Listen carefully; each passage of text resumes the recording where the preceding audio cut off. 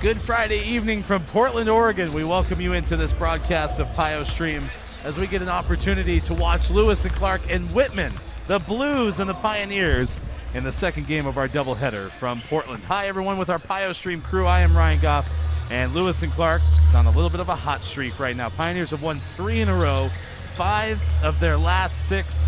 Lewis and Clark trying to stretch that to maybe a 4-game winning streak, as the Pioneers have already won their most overall games in the tenure of fifth-year head coach Tim McCrory. More importantly, you look at the Northwest Conference standings, it is a big opportunity for the Pios. Lewis and Clark comes into this contest against Whitman to a chance to kind of solidify a postseason playoff opportunity, but also do so against the conference leaders, a team that Lewis and Clark lost to 89-67 in the first meeting between the two teams. Lewis and Clark traveled to Eastern Washington for the first games of the season, the first weekend of 2023 on the calendar, and it was just a tough shooting night for the Pios when these two met. Lewis and Clark ended up shooting a season-low 29%. That for the Pioneers, significant because they're the third best shooting team in the Northwest Conference coming into this meeting between them and the Blues. And shots are certainly a storyline because Whitman's the top shooting offense in the entire conference despite being only 5th in points scored. Lewis and Clark has the second best scoring offense and among the top 25 in the nation. Lewis and Clark averaging 84 points per game. A lot of that has to do with the three-point shot, as Lewis and Clark is the best Northwest Conference shooting team from beyond the arc and 17th overall in the nation.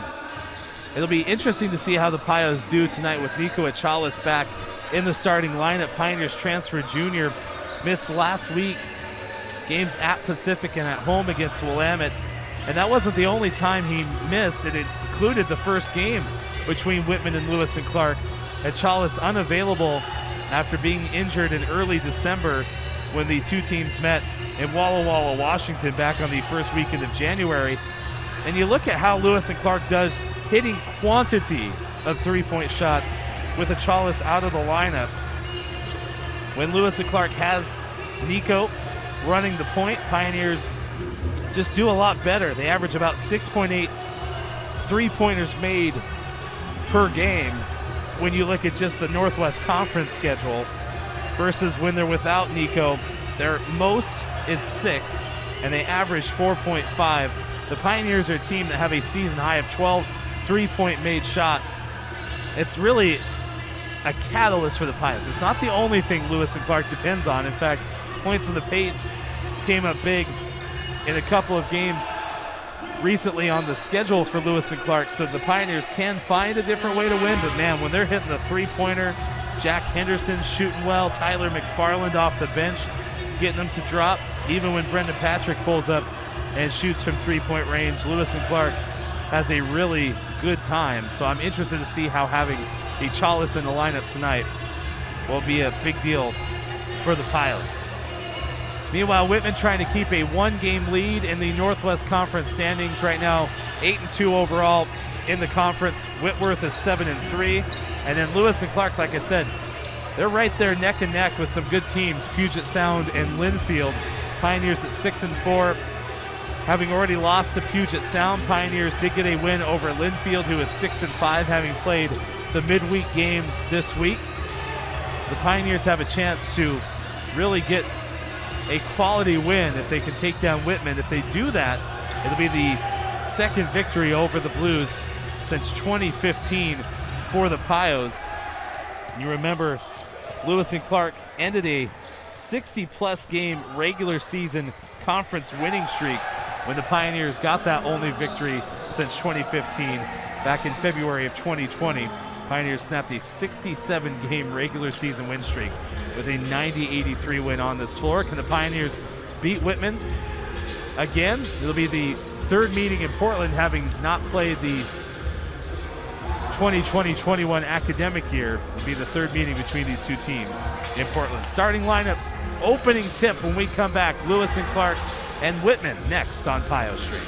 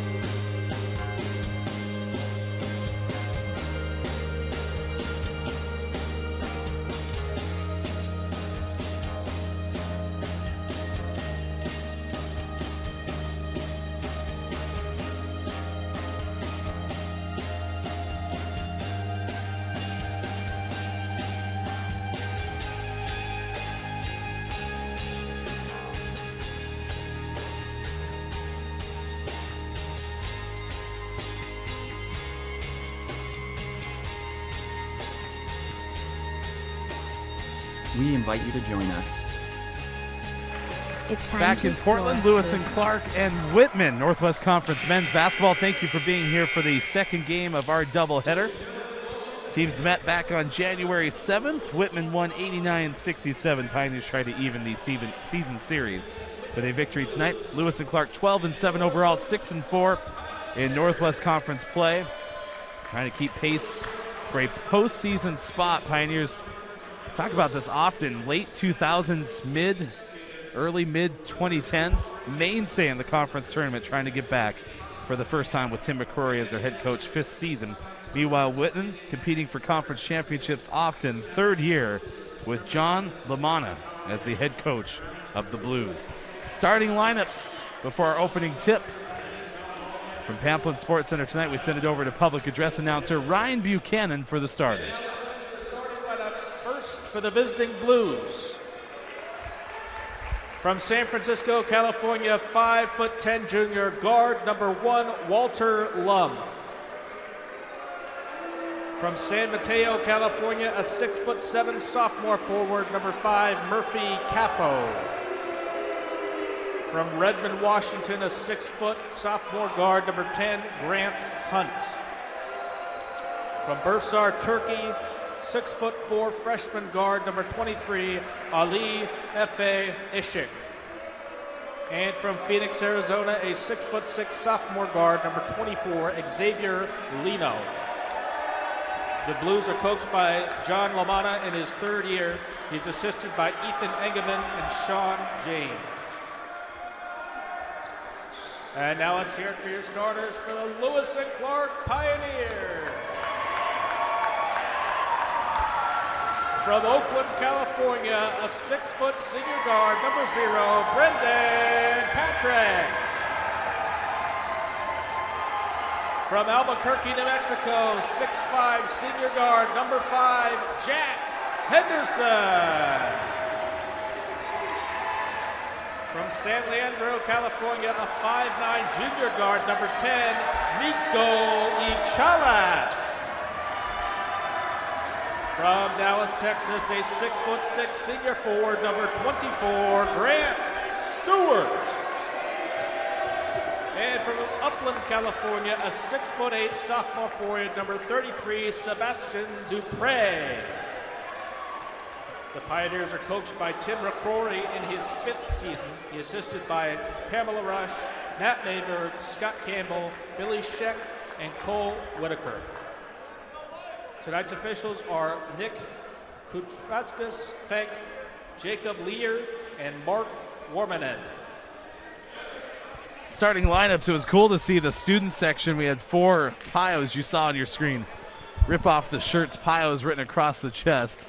It is chilly for Portland, Oregon standards this time of year. Although not the coldest, it's been 46 degrees outside, so not surprised even though, you're inside.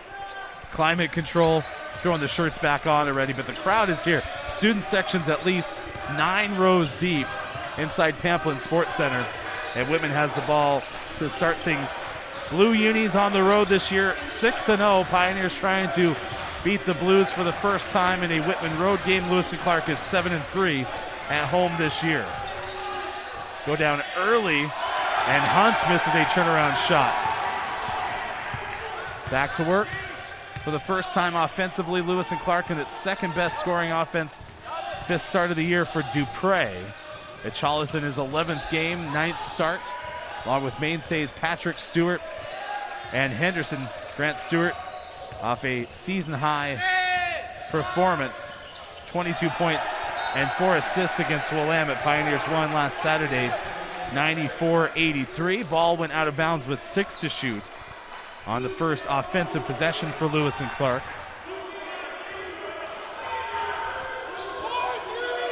Patrick with 2. Free throw line, jumper, hit it. Pioneers strike first. Whitman had an 11-0 lead in the first meeting between these two, really set the tone. Whitman shot its best of the year. Lewis and Clark shot its worst. 3 left side, Lum, and that one swirls down. Lum, a junior out of San Francisco. Matched up with Chalice. Nico did not play in the first meeting. Pioneers are significantly better from three with him in the lineup. Leading scorer for the Blues is Lino, number 24. Stands on the right side. Didn't have a great game against the Pios, but is off a 15-point, 8-rebound performance, and they win against Pacific Lutheran last weekend. Kick right, Stewart for three. Barely missed. Rebound tip to Chalice has it. Goes straight back to the rim and draws contact from Lum. No basket, it was on the floor. But Lum picks up his first personal. And Stewart was so good and an emotional leader, emotional catalyst for the Pioneers. It's good to see Stewart get going early, even getting that shot off. Didn't hit it. It's good to see Stewart going. It was so much fun to talk to him at our postgame show on Saturday. Man, Stewart wanted that down low and said Henderson the handoff for three, no good. Stewart can't bring in the rebound. Instead, Lum has it. 2 minutes gone by, first half. Whitman out to Lino for three. No good. On the rebound, a push as Caffo shoved Dupre. Those are some big guys, too. You have Caffo at 6'7". I think Dupre is probably a little bit stronger, 6'8". Sophomore from San Mateo in Upland, California. Dupre from Upland, averaging 6 points per game. And now an offensive foul. Caffo still standing up, falling down. Efish Ishik. Foul was charged to Henderson, and Henderson gets 2 fouls. He gets the personal and then another one right off the rip. Check to make sure I have that scored correctly. Caffo, right elbow, looks inside. Dupre cuts off the line. Caffo fouled and scores. And Dupre picks up his first.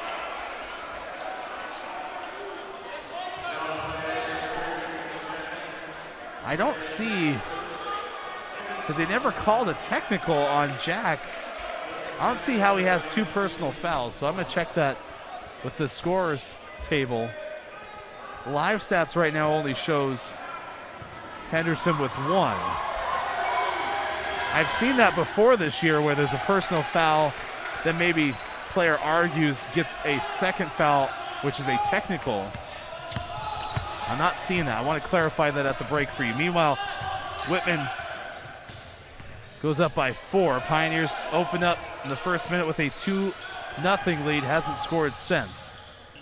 Stewart loved those shoes, wearing the lime green tonight. Dupre from the top. Hands off to Chalice. 3 from the top. Buried it.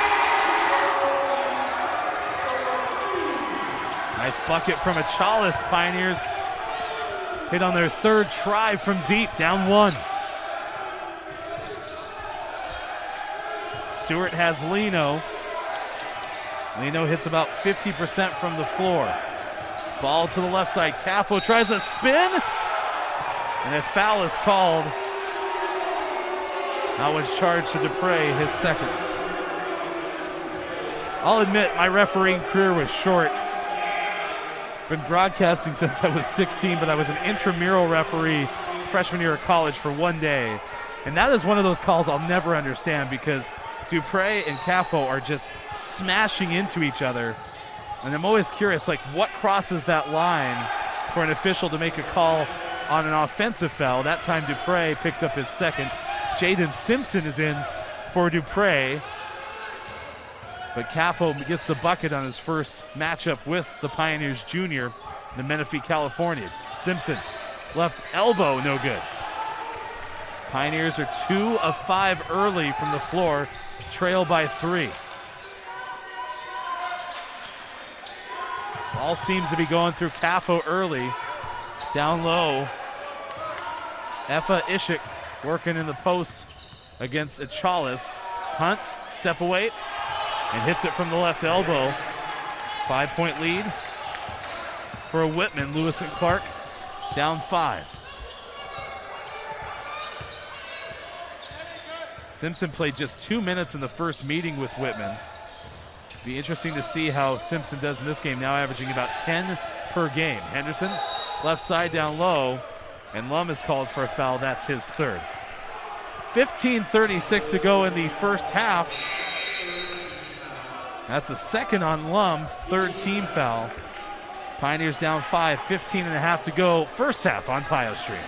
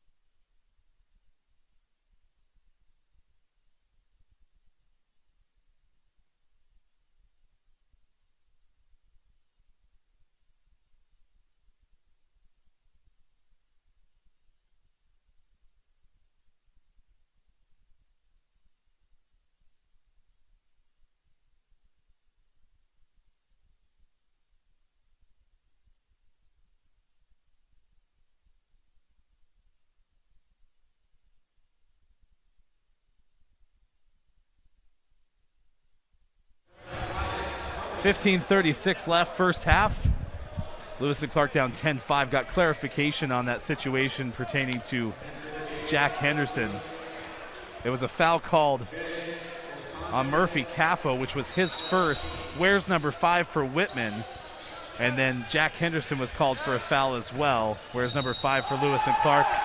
Brendan Patrick called for an offensive foul, and the Pioneers turn it over. Pleased to bring in the Director of Athletic Communications for the Pio, Seth Orensky, courtside.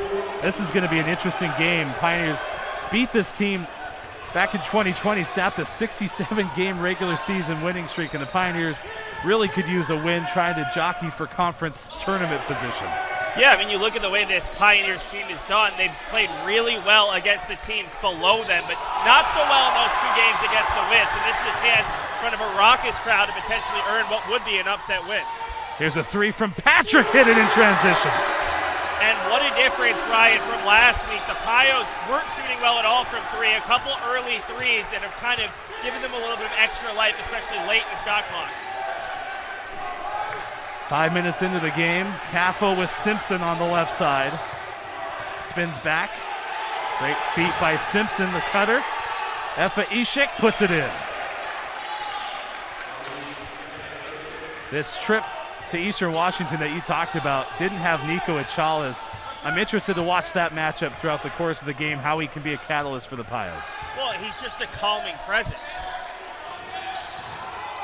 3 from the top, no good by Henderson.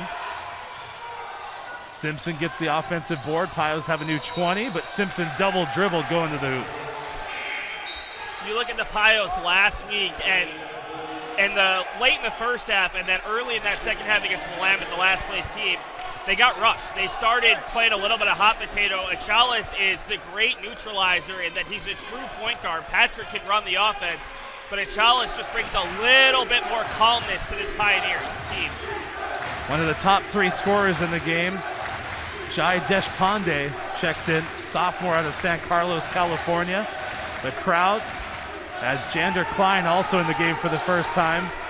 Trying to spark the Pios D, 7 to shoot, drive and a foul. Yeah, that's a good take by Whitman. Simpson and I couldn't quite see the other Pioneer, but both players dropped, leaving an easy lane and just a little bit too much contact from Simpson, who was sliding over. Already the fouls racking up on some of the Pios big men. Simpson gets his first 5th team foul on the Pios, and then sends Efa Ishik to the free throw line. Free throw is good. And into the game, Khalil Glover-Dotson. We talked about Achalas, the other transfer. Glover-Dotson, a fantastic game last Saturday. 5 for 5 from the field. Hit all 4 free throws against Willamette. his most consistent game this year at home. He's got great athleticism, great agility, and sometimes he has really strong spurts, and then he'll go quiet for a little bit. The Pioneers loved what they saw out of him as a transfer, but just hoping to get a bit more consistency down the stretch. Been playing more minutes as of late. Glover Dotson, last few games, really been stepping up for the Pios. 23 minutes, averaging around 6 rebounds, and in double-digit points for the most part. Foul charged to Alex Pape, who's in the game, sophomore out of Seattle, 4th team foul, making the 5th on Whitman. Well, Khalil's a perfect player for this league. He's long, so he can guard some of the bigger players in the post, but he's also fast enough and quick enough to guard some of the guards in a mismatch. Fade away from Patrick, no good. Flying in for the rebound, and Deshpande knocks it out of bounds. And that was Khalil just putting a little bit of pressure on Deshpande, and that's what the Pioneers have done more of here in the second half, offensive rebound. They were not a good offensive rebounding team throughout the first half of the season. Averaging 9.5 on the year, right now 7th in the conference. This is the best team in rebounding margin.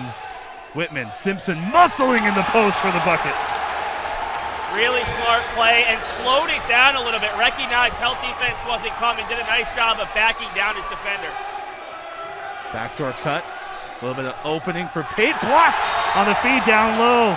Nico Trifunovic blocked by Glover Dotson. Yeah, really nice job on the help. You don't want to see a Chalice on the block posting or as the post defender, and a good job help Trunkett and Khalil Glover Dotson came to his aid. Tyan Jackson's in, Seattle freshman, biology major, 6'2", who's had a lot of different roles. When Achilles was out, played the point guard, has stepped up many occasions, replaces Achilles 13 minutes ago in the half. Whitman's led since they took over the lead 3-2, up by 4, make it 6. Klein with the hook. Patrick right now 5 points leading the way for Lewis and Clark, just 3 different scorers for the Pios. As Patrick scored over 1,000 points in his career, conference's leading scorer. Kick to Ryan Trunkett off the bench for 3, missed that one. Decent look though, in rhythm, wide open from the near wing. That's a place where he feels pretty comfortable. And gets a steal. Foot race. Trunkett the layup, no good. Jackson the follow. Great move by the freshman. We saw those two connect last week on a putback. Have to follow it up. You can't guarantee that first lay-in's going in. The shirts are coming off in the corner again. Hunt gets a bucket and a foul. As Lewis and Clark's crowd outstanding so far, maybe the best of the year. That foul's charged to Trunkett, 16, his first. This is one of Joe Bushman's football recruiting weekends. We saw a lot of football players coming in on tours, and football team is out in numbers, but it's not just the football team over in that far corner. Free throw line for Hunt, sophomore, at 82% on the year. Missed it, cannot complete the three-point play, but Whitman's lead right now is 6, the largest of the game for the Blues. Right side, Simpson, everything down around the lane. Simpson, baseline hook shot. He's just doing it in such a calm manner, no rush, really smart, using his physicality to his advantage. Trifunovic, 10 points last time against the Pios. To Deshpande, drives right to left. Hits the layup as Trunkett and Deshpande both fall down. Good answer from the Blues. Whitman's getting a lot of looks around the basket, as are the Pioneers, but that's something I'm sure the Lewis and Clark staff is going to work on. Whitman shooting 70% so far. Simpson again, this time a fadeaway on the baseline, swirls out. And Klein comes up with the board. 2014, Whitman on top. Conference's leader in the standings. Pioneers trying to win a 4th straight. Give victory number 6 in the last 7. Deshpande across the key. Spins back, Trunkett in his face. Doesn't matter. Wow, 2 really nice takes. Jaden's looked a little bit like a heat check, although he's capable of hitting that shot. Deshpande, again, going within your own speed. That was a really nice take from just inside the free throw line. Start and stop. Patrick reverse lay-in doesn't go to the left. Patrick so far 2 for 4 from the floor. Pio shooting just over 40%, but almost every 3rd out of 4 shots going in right now for Whitman. Klein against Simpson. Hook shot, no good. A lot of continuous basketball clock to 10:30 to play in the first half. Simpson moves to the reversal point at the top. Patrick drop step, gets a feed in. Trunkovic blocked it, forces the jump ball. It's a good call by the referee, and we finally get that media timeout that we're almost 2 minutes past, typically getting. This pace is decent for the Pioneers. The issue is they're just giving up too many decent one-on-one looks down low. Pioneers have the advantage today with the huge home crowd, something they didn't have at Whitman, but they've got to find a way to play this game at a little bit more of their pace. We haven't seen a lot of fast break opportunities, and there's too many looks for Whitman in high percentage areas. Other games going on in the conference, we mentioned this is key in terms of Lewis and Clark's chances at the postseason.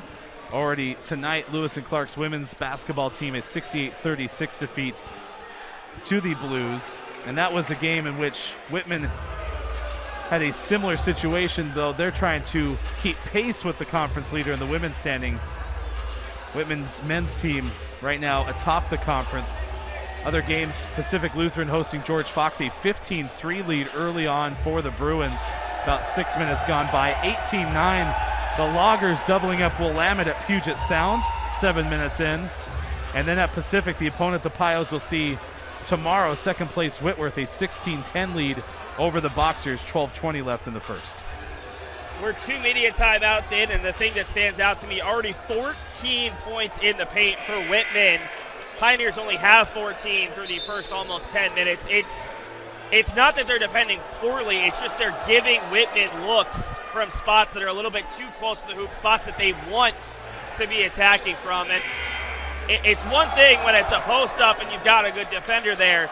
Seen them able to get some backdoor cuts and just some dribble drives that have been way too easy at the tip.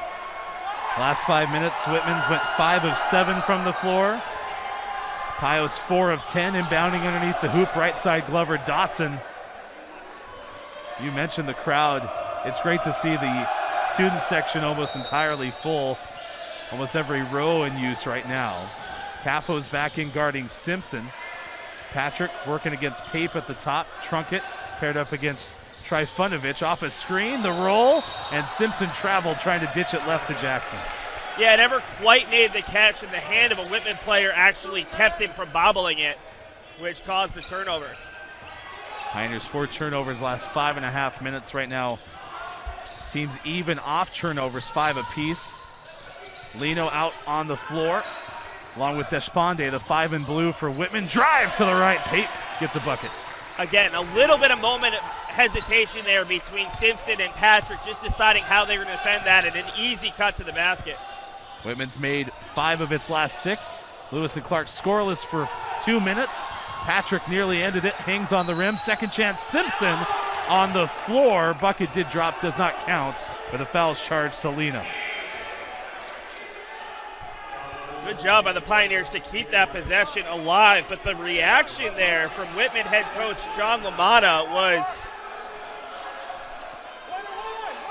very exaggerated. He was not happy.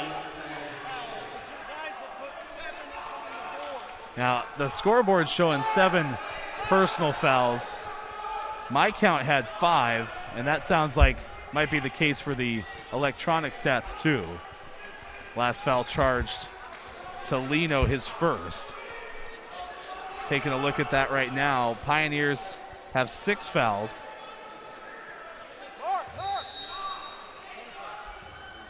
They fix it. The right spot, Trunkett. Left edge, driving in, uses the body, missed the shot. Tippin doesn't go, and now on the third try, Trunkett gets it to go. And sometimes it works out. That was a great job by Trunkett, never giving up on the play. That first one looked like it was going down. The second one, a good effort to keep it alive. And in the end, it's a chance for 3 points this possession instead of 2. Really nice job from Trunkett, who's really attacked the offensive glass these last 2 weekends. Trunkett averaging 4.8 rebounds per game, had a career-high 10 against Willamette. That was the same situation, some career highs from Stewart. It comes back in for Simpson. Grant off a 22-point performance with 4 assists. Grant was electric last week, and the Pioneers are going to need more of the same. Now, they're not going to need him to carry the scoring load, but his physicality, his awareness on defense, and his length can really cause some problems in this league. Whitman has the ball. 8-2 in conference. Lewis and Clark is 6-4. Both teams hot with winning streaks coming in. Stewart on the backside called for a foul. That's Stewart's first, team 7th.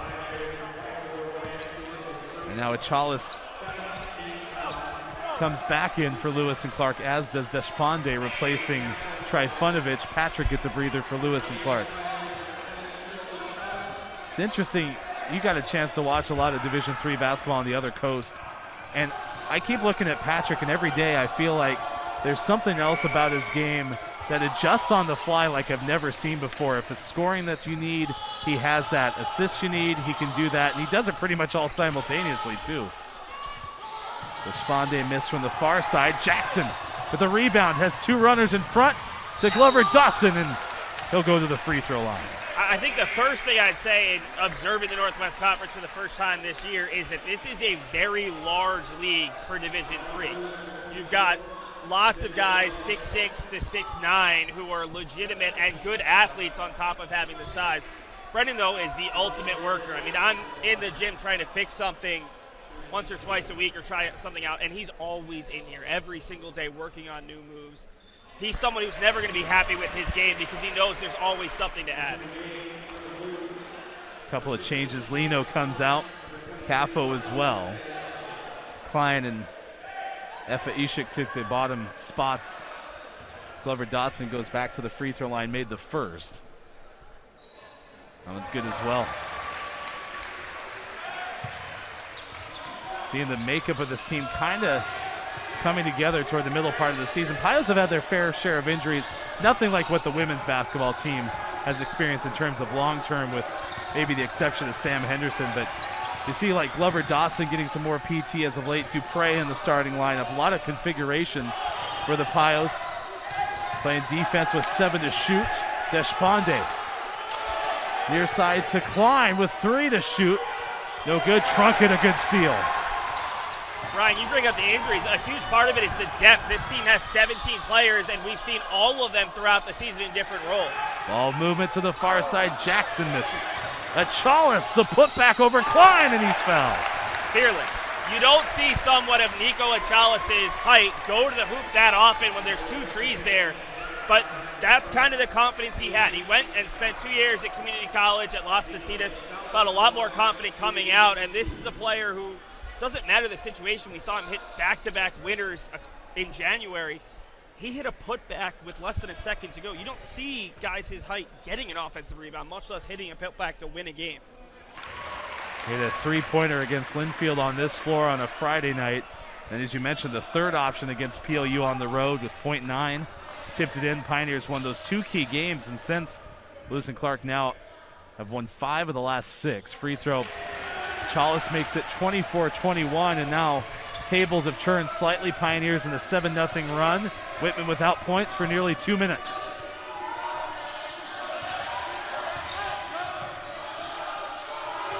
Baseline drive. Pape to the center. Klein straight to the rim. Too strong. Lewis. Whitman's gone cold a little bit. They went from shooting almost 75% to 62% and dropping. Stewart rumbles down the right side. Leaner doesn't go. Down to 62% on 10 of 16. Pios pressuring in backcourt. Whitman breaks it. 7.5 to play in the first. Trifunovic, offensive foul. And what a play from Nico Achales, a player who in his first 2 NCAA Division III games was whistled for the flopping technical B. This is a guy who's learned from it. He's still going to try to take that charge, but he took a little bit more contact there, and that's a huge turn of events. The Pios get the ball back after what looked like a mismatch. You had a player for Whitman had 6-7 inches on Achales, and he just stood his ground and was able to come up with that big offensive foul. 7:29 left in the first half. Pios down by 3 on Pios Street.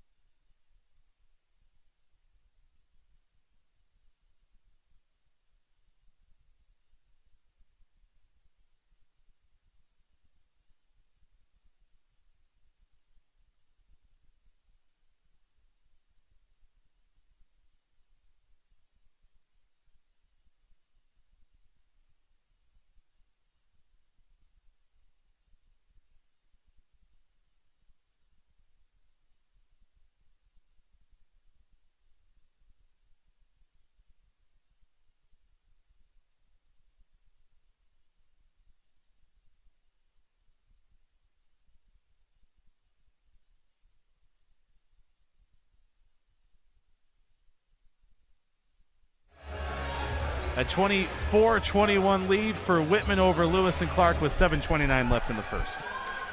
And interestingly enough, we talked about points in the paint the last time. How about second chance points, which don't always happen in the paint, but 9-2 in favor of Lewis and Clark. And we've seen a lot of those recently. The Trunkett putback that led to an N1. The Chalice putback attempt that led to 2 free throws. The Pioneers are doing a better job crashing the boards offensively and putting pressure on Whitman on the defensive end. One possession game, pull up by Chalice, skips off, no good. Rebounding right now, a 13-8 edge for Lewis and Clark, but Klein collects that one for the Blues. Scoreless for nearly 3 minutes, Deshpande. Trifunovic, Klein in the middle, couldn't handle the pass, and now Trunkett's got it. Leads it ahead to Chalice on the right. Back to Trunkett, into the corner. Stops on the baseline, the Pios set it up half court, no, Stewart brings it back in. Spins around, jumper no good. Stewart so far 0 for 3.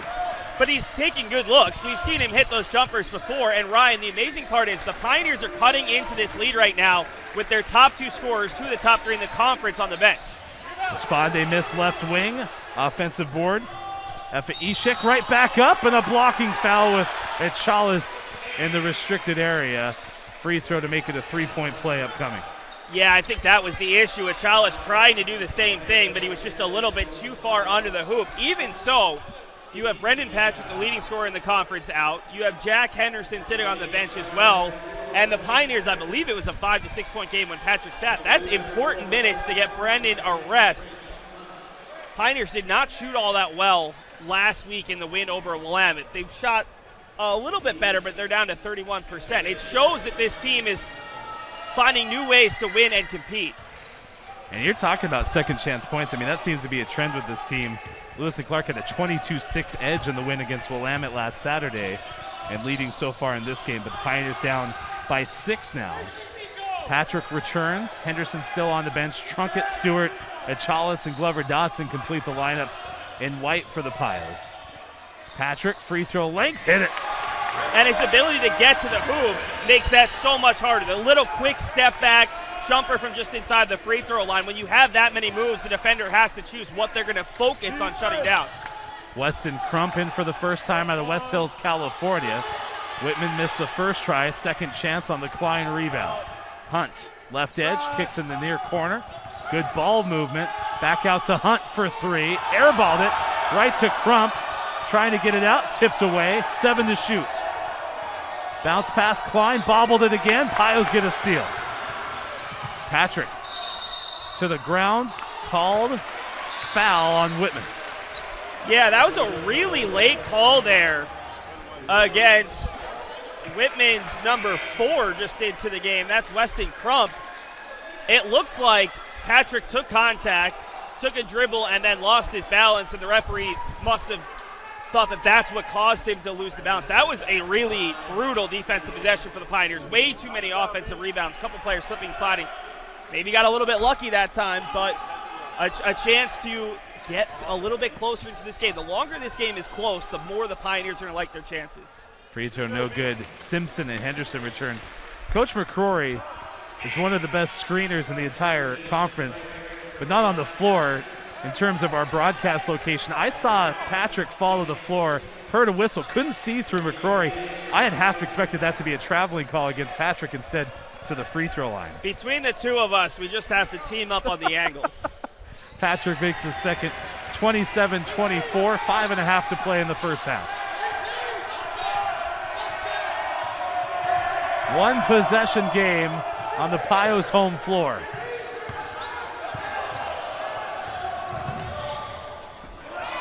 Three from the top for Crump is good. Yeah, the Pioneers all kind of falling down back into the paint, trying to avoid giving up the dribble drive, and that left Crump wide open at the top of the paint. Second make from deep for the Blues. Henderson, head fake, got a step on Hunt to the rim. The scoop shot doesn't go, but Lewis and Clark keeps it. It feels like that rim is a little unkind because the Pioneers are getting some very good looks. And unfortunately, they just haven't been able to get the bounce. Initial call looked like the Pios got it back. Instead, Whitman has it. But Henderson has some games where you want to see him get going early. This hasn't been the one so far, as Jack's 0 for 3 from the floor. Despande for 3. Weak side board for Jack, one of the best rebounders in the conference, top 10 at 5.9 per game. Now Patrick in the front court, starts and stops, floater on the left baseline. Such a nice move from Patrick. We saw him with a similar move off balance last week against Willamette. The nice thing about Jack is even if he's not hitting the three, he's still someone the defense has to key in on, and he's gotten better at getting down towards the hoop. Despande at 3. Whitman's had an answer as of late for everything Lewis and Clark's done. It's a 7-point lead. Little bit of jabbing towards the Pioneers bench after that 3, and clearly I think Whitman feels the atmosphere here. They're getting into it as well. Chalice, and it's knocked away.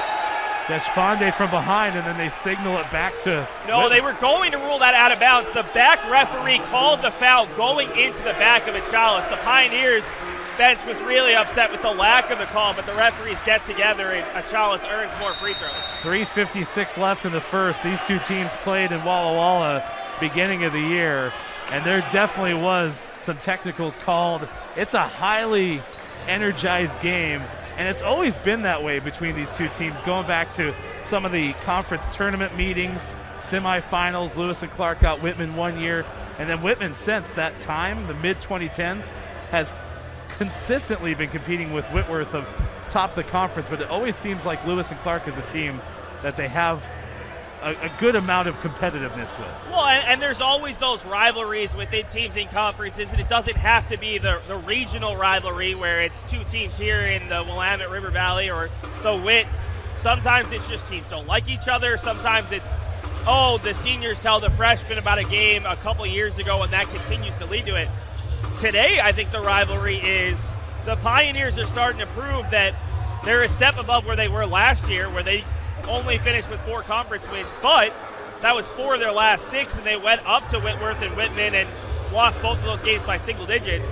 I don't know what happened between the end of December, January last year and it's carried over to this year, but this Pioneers team has sort of seemed to find their identity a lot more. They're a lot more competitive than they were last year, and that's a great sign. And love to see that turn into a couple more wins and get back into the NWC tournament for the first time in a while. I think you pointed it out. I mean, just using Henderson as a microcosm, if the three's not dropping, there's some other options. We already talked about what Patrick can do in certain situations already. 4 of 7 tonight, and I think that's the unique thing that I've seen from this year's Pioneers team is the ability to find different ways to win. It's not always a three-point fest for the best three-point shooting team in the conference. You look at it last week, Jack goes off for over 30 points in a big win at Pacific on the road, and then ice cold the entire team from 3, and it's 66 points in the paint against a Willamette team that's struggling, but still huge. Chalice's free throw, good, makes it 33-27. The other nice thing is this is a good free throw shooting team, and for a team that plays as many close games as they do, that's huge. Trailed in that first half, ended up beating Pacific last Tuesday, or 2 Tuesdays ago, 88-80, and then beat Willamette by 11 on this floor last Saturday, and Chalice makes it a 5-point spread. Meanwhile, Whitman's won 4 of the last 5, lost to Puget Sound by 4.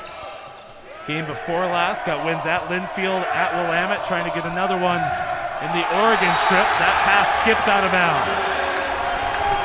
And you know this game needs a little bit more when Tim McCrory, who is typically a little bit quieter calling out instructions, he's getting into it with 3 minutes left in the first half, not the second half. This is a little bit of a higher intensity than I've seen out of him. The Pios bench brings the energy, but Tim's typically the calm one. Has new assistant coach Matt Mayberg on his staff this year. It's been a good group. Pass from Simpson into Henderson, can't keep it in bounds. Matt was an assistant at Peninsula College, Port Angeles, Washington. We're familiar with hoops certainly in the Pacific Northwest as a Gonzaga alumnus. Did a grad assistant tenure at Seattle U, so it's been really fun to watch Matt and just talk about the dynamic that this coaching staff has with head coach Tim McCrory in his 5th year. Yeah, Matt's a huge proponent of Seattle basketball. He will tout how good it is, and we'll hear from a Seattle basketball player in half. Give me an interview with Tyan Jackson. Pioneers come up with a steal, 3 minutes of play. What a screen and roll, Simpson in the hard. That is such a smart play from Brendan Patrick. He could have taken that shot, instead finds the cutter, and we're going to hear from Jaden tomorrow, and what a fascinating conversation that is, just to give it a plug at halftime. But Jaden's a player who, when he's been on the floor, he's rarely been fully healthy. That's just such a smart play. Everything he's done today has been within his own pace and a really good finish. Free throw's good.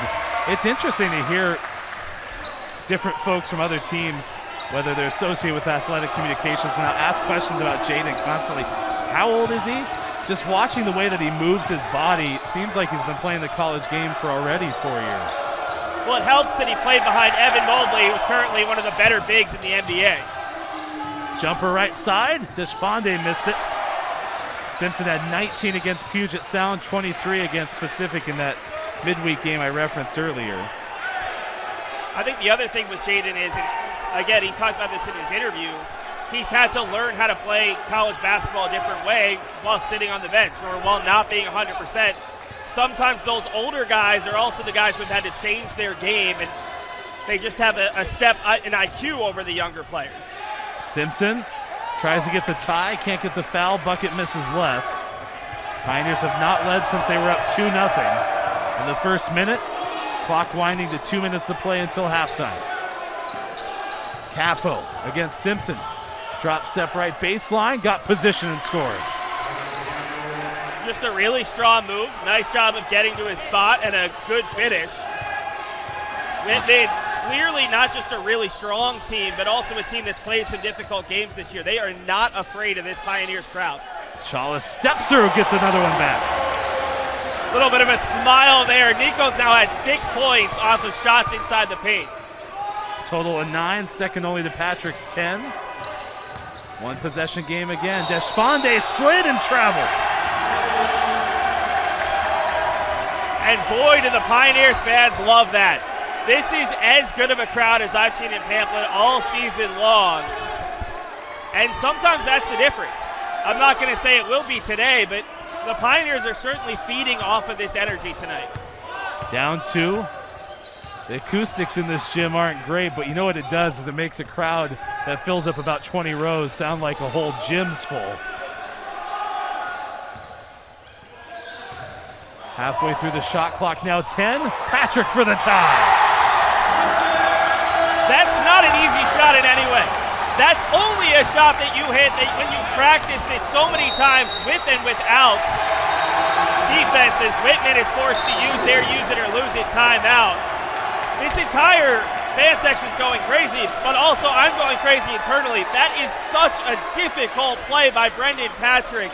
The footwork was perfect. He did it in rhythm. He did it fully within himself. And that's what you talk about with Brendan Patrick. It's crazy that this guy is averaging the most points in the league, top 25 in Division III, and he doesn't shoot threes. It's about 1 a game at max, but he can do so many other things. We'll see it right here, Ryan. This is beautiful footwork, or we're going to see it. But the defense did everything they were supposed to, and he still found himself wide open. 52% on the year. Leads the conference in field goal attempts and free throw attempts. That's what you're talking about in part, where those points come from. There's always an opportunity to get to the free throw line, whether it's in conjunction with a made basket or just finding a way to get fouled, in addition to then, of course, leading the conference in scoring.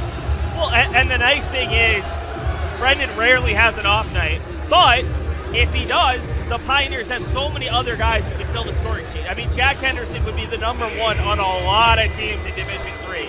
Then you've got all these complementary pieces, and I mean that in the nicest way, with guys like Jaden Simpson and Cleo Glover-Dodson and Nico Achales and Grant Stewart and even Sebastian Dupre, who we haven't seen with those 2 fouls. All of those guys are capable of putting up 10 to 15 points in a contest. Dupre had his second with 16:39 to play. We're down to a minute and tied at 35, just the first tie since it was 0-0. And Chalice on Pate far side. Works off some screens, floater right side banked in. That's just a great take. Good defense by Chalice, made it a little bit harder, but again, Whitman, every time the Pioneers have a big basket, they're able to come up with a response. Sophomore out of Seattle for Pate. Pioneers use their first time out of the game. Well, and we're going to hear from Tyan Jackson, who, interestingly enough, is a third-generation NWC player. His dad played at Whitman. His grandfather played at Whitworth. So this weekend means a little bit more to Tyan. But he was talking about why he felt so ready to play the college game is because he played in one of the toughest leagues in Seattle. And when the talent level is that high, when you've got guys like Paolo Banchero, first pick in the NBA draft, who's already playing really well this season, when you've got Kevin Porter Jr. and some of these other elite young talent that we're seeing get into the league all coming out of Seattle, it means that the guys who end up in Division III are so much more battle-tested because they've played against these guys. They've seen this top-level talent, whether it's in high school or AAU or all like pickup. It's going to help everyone from the ground up. It's not just the elite level talent that gets better. It's also the talent that next step down because they've played better talent and they're not going to be afraid. 36 seconds left. Lewis and Clark has the ball down 2. Whitman's led since they took over the lead 1 minute into the game. The Pioneers have worked back from a deficit of as many as 10.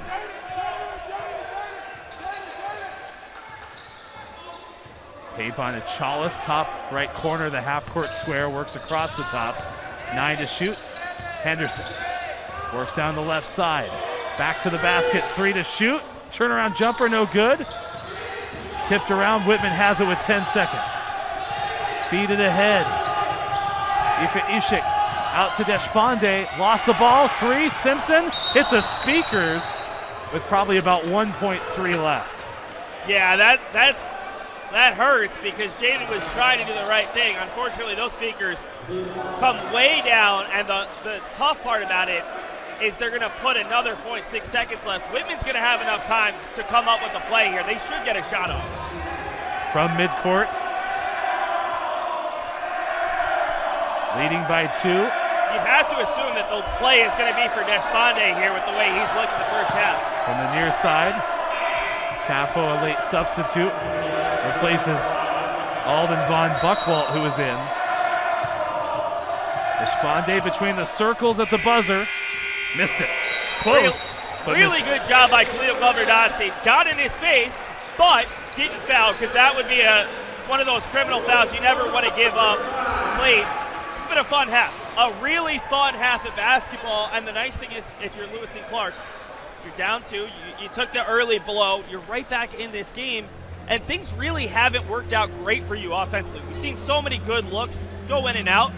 I think if this Pioneers team can come out and do a lot of the same things that we've seen, they're gonna have a run in them. Now Whitman may have a response, but I think at some point, if this game stays close, we're gonna see Lewis and Clark go on one of those charges that we've seen them do quite a few times in conference play, both here and on the road. Halftime is coming your way next. As you mentioned, we'll see one of these outstanding Pio spotlights that you're putting up on our YouTube channel. We invite you to subscribe, youtube.com/LCPios. We'll talk to Tyan Jackson during our halftime break. We'll also come back, take a look at the halftime stats. Lewis and Clark scoreboard with baseball and men's tennis in action today, and the out-of-town scoreboard, other games from basketball across the Northwest Conference. Along with our Pio Stream crew, Seth Orensky and Ryan Goff, inviting you back. Halftime is next with a Pio Spotlight. Lewis and Clark from Pamplin Sports Center in Portland, Oregon, trailing at halftime. Whitman Blues 37, Lewis and Clark Pioneers 35 on Pio Street. I grew up in a basketball family, so from as young as I can remember, I had a basketball in my hands. My brother, I grew up going to his games a lot, AAU games. My parents plugged me into a ton of AAU teams when I was kindergarten, first grade, so I really just grew up all around basketball. It's been my whole lifestyle. I think just growing up seeing the kind of basketball player my brother is, it really propelled me to want to do the same thing. I always saw him going crazy in his games, fans showing out. I was at all of his games, so my whole goal was always to get to the college level and play. I think my high school career was the best thing possible for me because I got the opportunity to be one of the main guys and play and be a leader on the court. So I think that translates really well to the college level because now I'm able to play and help my team out. In high school, I'm playing a pretty tough league, Metro League out of Seattle. So there's a ton of competition. Every team's got some guys. So just having plenty of experience. Like I'm playing all sorts of dudes, college players, now NBA players. Like you see it all. When I was a freshman, I would be watching all the varsity games. I remember seeing like Kevin Porter Jr. play, Marjon Beauchamp, and then my sophomore year, I played against Paulo Banchero and Tari Eason. So those are like 4 dudes that's in the NBA now. I think just getting on the court with them, seeing them like in person, and then seeing where they are now, it kind of just made me realize how small like the basketball world is. I feel like when we're all on the court together, it just like feels like it's just you versus me. Like I'm prepared for anything, you know. I've seen it all on the court. My senior year, it started off pretty well. I was averaging around 20 points. I was doing pretty good. But about halfway through the season, it was like right at the beginning of January, I got injured. I had a pretty bad ankle sprain, so that kind of changed the trajectory of my recruitment, just because I wasn't playing, I wasn't getting film, I wasn't putting up stats. I had to just watch from the sideline for basically the second half of my senior season. So I think that it just made me realize like how quick something can like really just change. Like I was expecting to get a ton of offers, to get more college looks, but it kind of just got cut short because of the injury. So I just have to take the opportunities I get and run with it. So that's how I ended up at Lewis and Clark, and I couldn't be happier here. I love Lewis and Clark just because of the location. It's only a couple hours from home. There's a ton of great food here, a lot of good people, and the campus is beautiful. I couldn't ask for anything better. I'm super excited for this weekend. We get to play Whitman and Whitworth. My dad played at Whitman, and my grandpa played at Whitworth. So I think it would mean the world to me if we can go home and get these wins this weekend. Season depending on availability. No Nico Achalis, though, for the second time this week. Stewart missed the first one, gets the putback. Nice drive and a dunk. The shot. Now Dotson, clever Dotson, bounce pass to Simpson, what a find. In the second half, about midway through, and never relinquished it. Feed up to Henderson off the steal. 2.5+ minutes without points for Willamette. Sherman for 3, ended that run. Patrick gets another offensive board. Now Trunkett wants one. That one's good. Yeah, these are all good students. Henderson back out to Patrick, kicks into the corner. Glover Dotson to the rim, scores it. Beautiful. It's paying off now. Pioneers trailed by 6. Sens have scored 13 of the last 16 points. Jackson, free throw length is good. Lewis and Clark had their best shooting performance of the season at Willamette in the first meeting. Patrick, floater, Patrick, left side, it goes. That's the senior's touch. 26-23, Henderson. What a shot! Scorer 7 for Patrick, 8 for Boydell. Top 2 scorers in the conference. McFarland for 3. Yep! Grossman out there. Stewart turnaround jumper left baseline. Oh, in and out. Trunkett the offensive rebound and send it back to Jackson. That was a good decision. Trunkett made his first. The Pioneers get a steal on transition. Frank slow to get up behind the play. Dupre. Hoffman's pass stolen by Henderson. Glover Dotson the slam.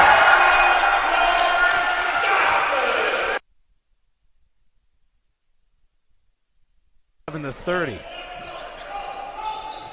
No, where's the defense? Glover Dotson by himself.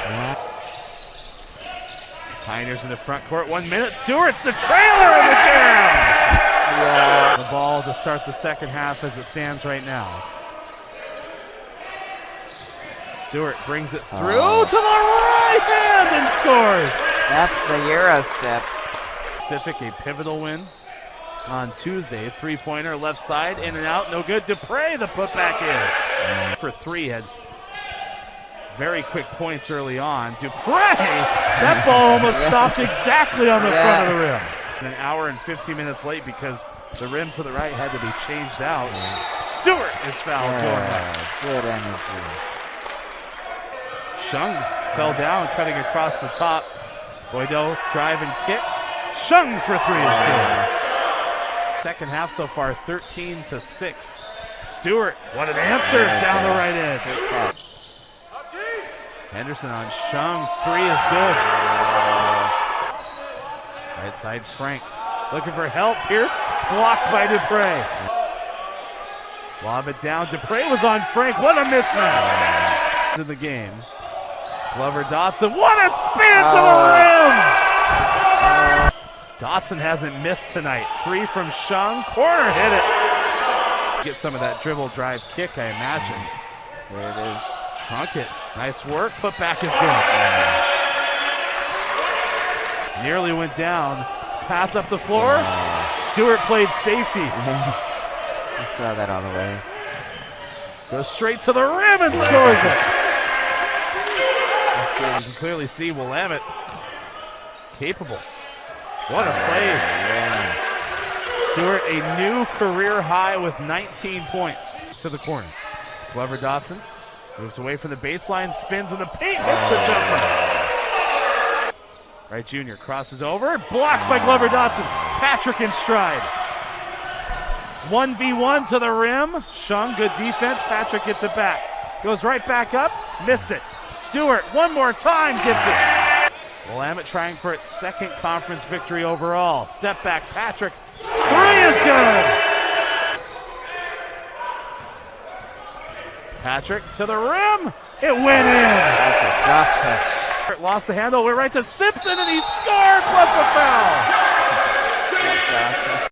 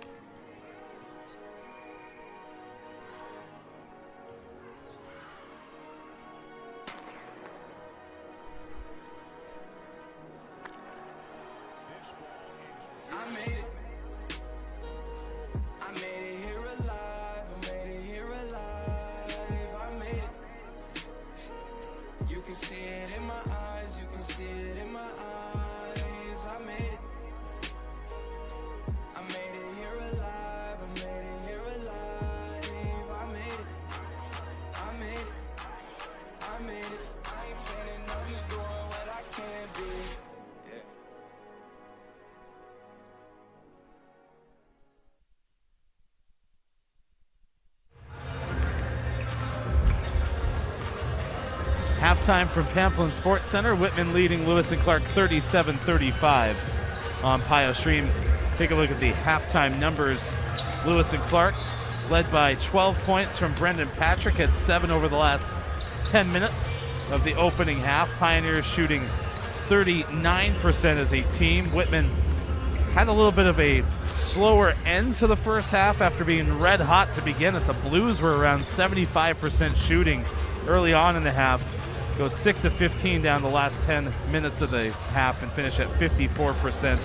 Leading scorer 7 apiece from 3 different. Murphy Caffo, along with Ali Efa Ishik and Jai Deshpande. Those are your leading scorers for Whitman. Right now, Lewis and Clark winning in some of the superlatives, Seth Orensky, but overall, the Pioneers just played really well in the final half of that half to get within 2. Tied the game, in fact, now trailing by 2 at halftime. A lot of intensity, a lot of good energy. Shots weren't necessarily falling, especially some of the three-point looks. They're 2 of 8. And when you look at it, Jack Henderson scoreless in less than 12 minutes, and Brendan Patrick has 12. I mean, those two guys average over 40 points a game. So well below their average at half, and that just shows it's been some of the other guys, and also it's been the defense. I mean, this is 37-35. We're used to seeing Lewis and Clark, a team that averages around 80 points, sometimes in the 40s, even 50s in the first half. It's been a higher intensity game, and I think if a couple of those shots do start falling, we could see that big run that I anticipate happening, but Whitman's going to have a lot of say in that.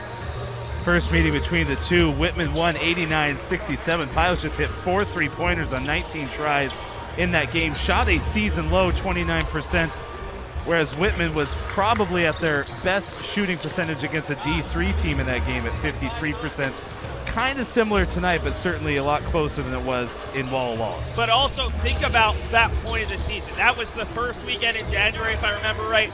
Pios had played Douglas College on the 31st.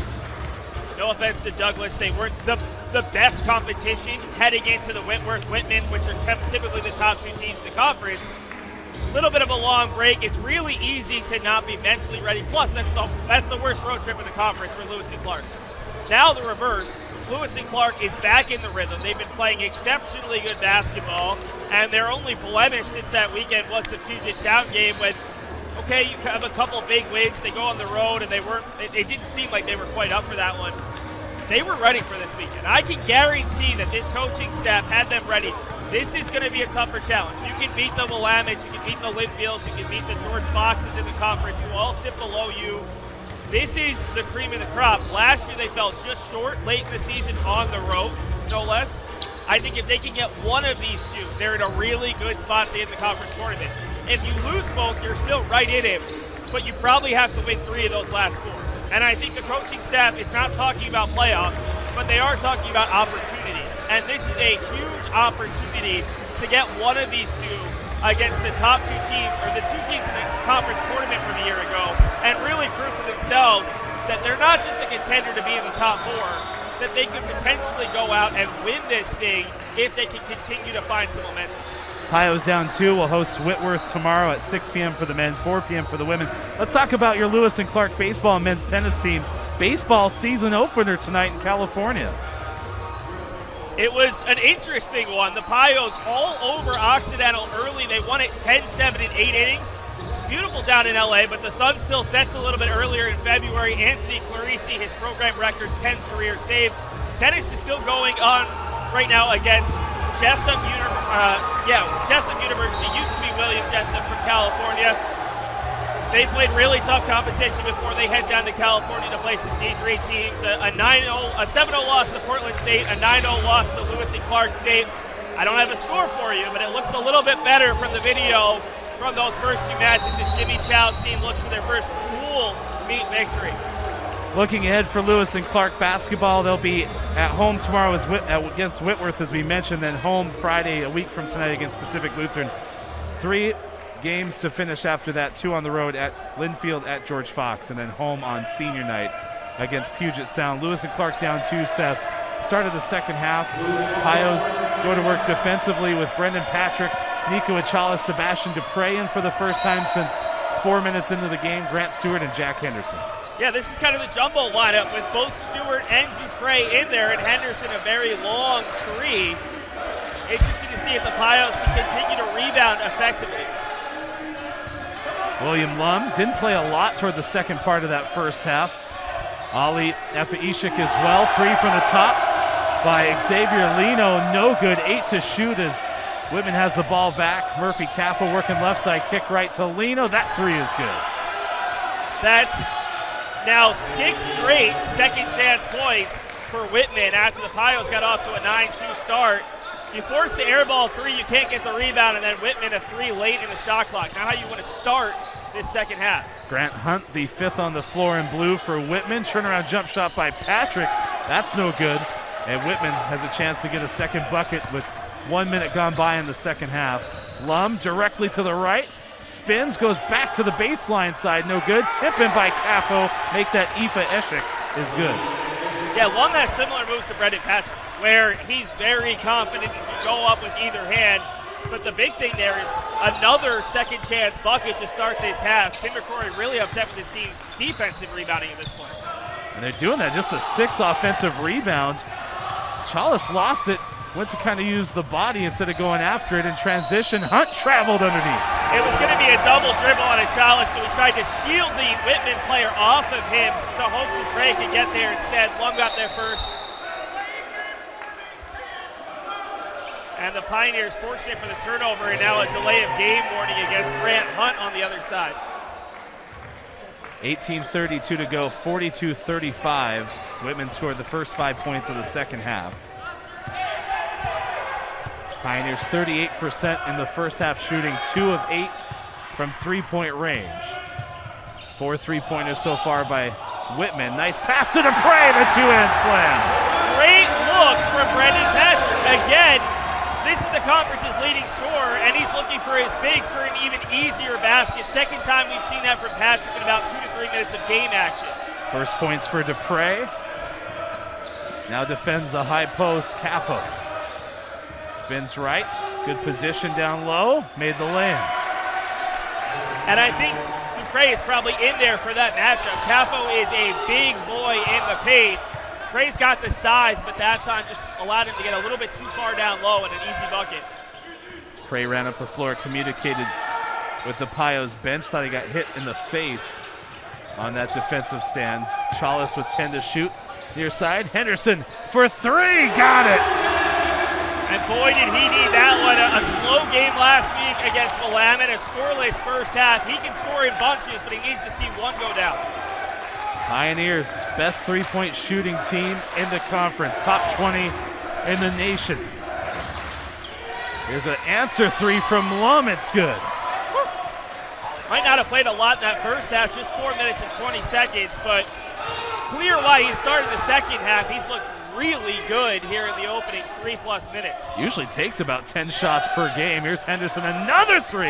That one's no good, just a bit short.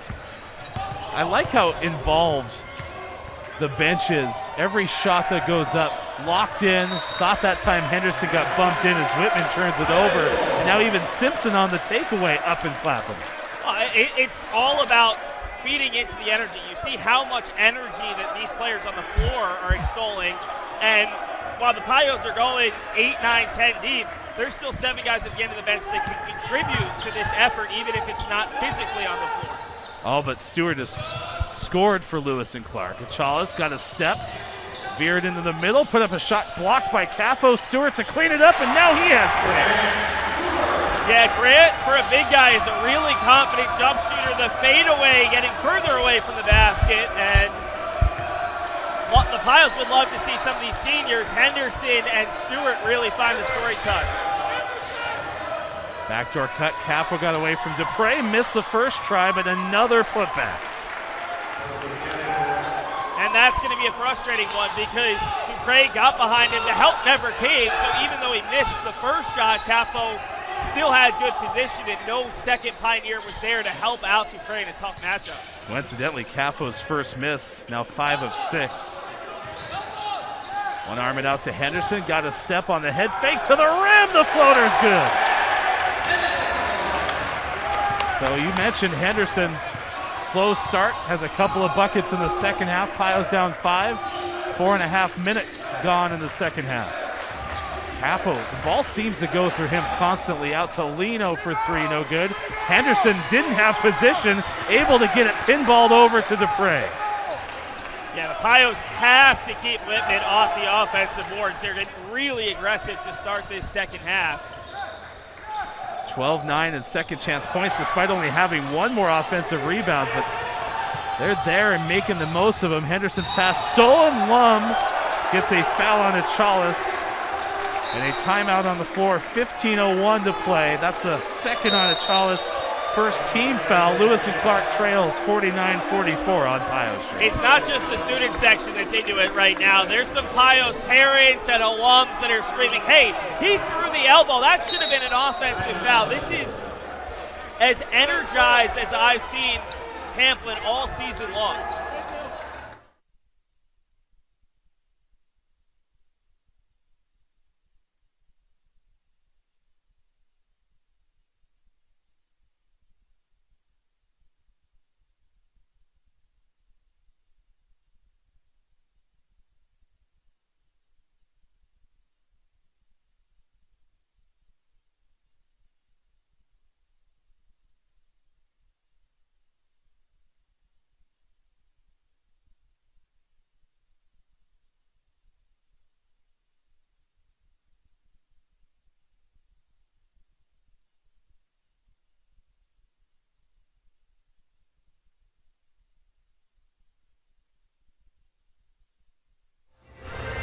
15:01 left second half. Whitman 49, Lewis and Clark 44. Pioneers 4 of 6 to start the second half. Whitman's hit 5 of 9. Pioneers trying to keep position for a postseason spot alive. Came in to this game tied with Puget Sound for third in the Northwest Conference at 6-4. Whitman 8-2, 2 games ahead. And in between Whitworth, tomorrow night's opponent, at 7-3. Linfield played the midweek game this week, so the Wildcats are 6-5, but the Pios have already defeated Linfield this year, trying to get their second win over Whitman since 2015. Whitman trying to keep that 1-game lead against Whitworth. Lum, left side 3 is good. I mean, I'm going to sing the praises of Brendan Patrick all day long, but what Lum's doing is very reminiscent of what we've seen from Patrick all year long. These are just crafty moves to create space. 14-point performance in the last game for Whitman. 3 assists, 3 steals as well. Patrick puts it up over Hunt, was fouled in a free throw.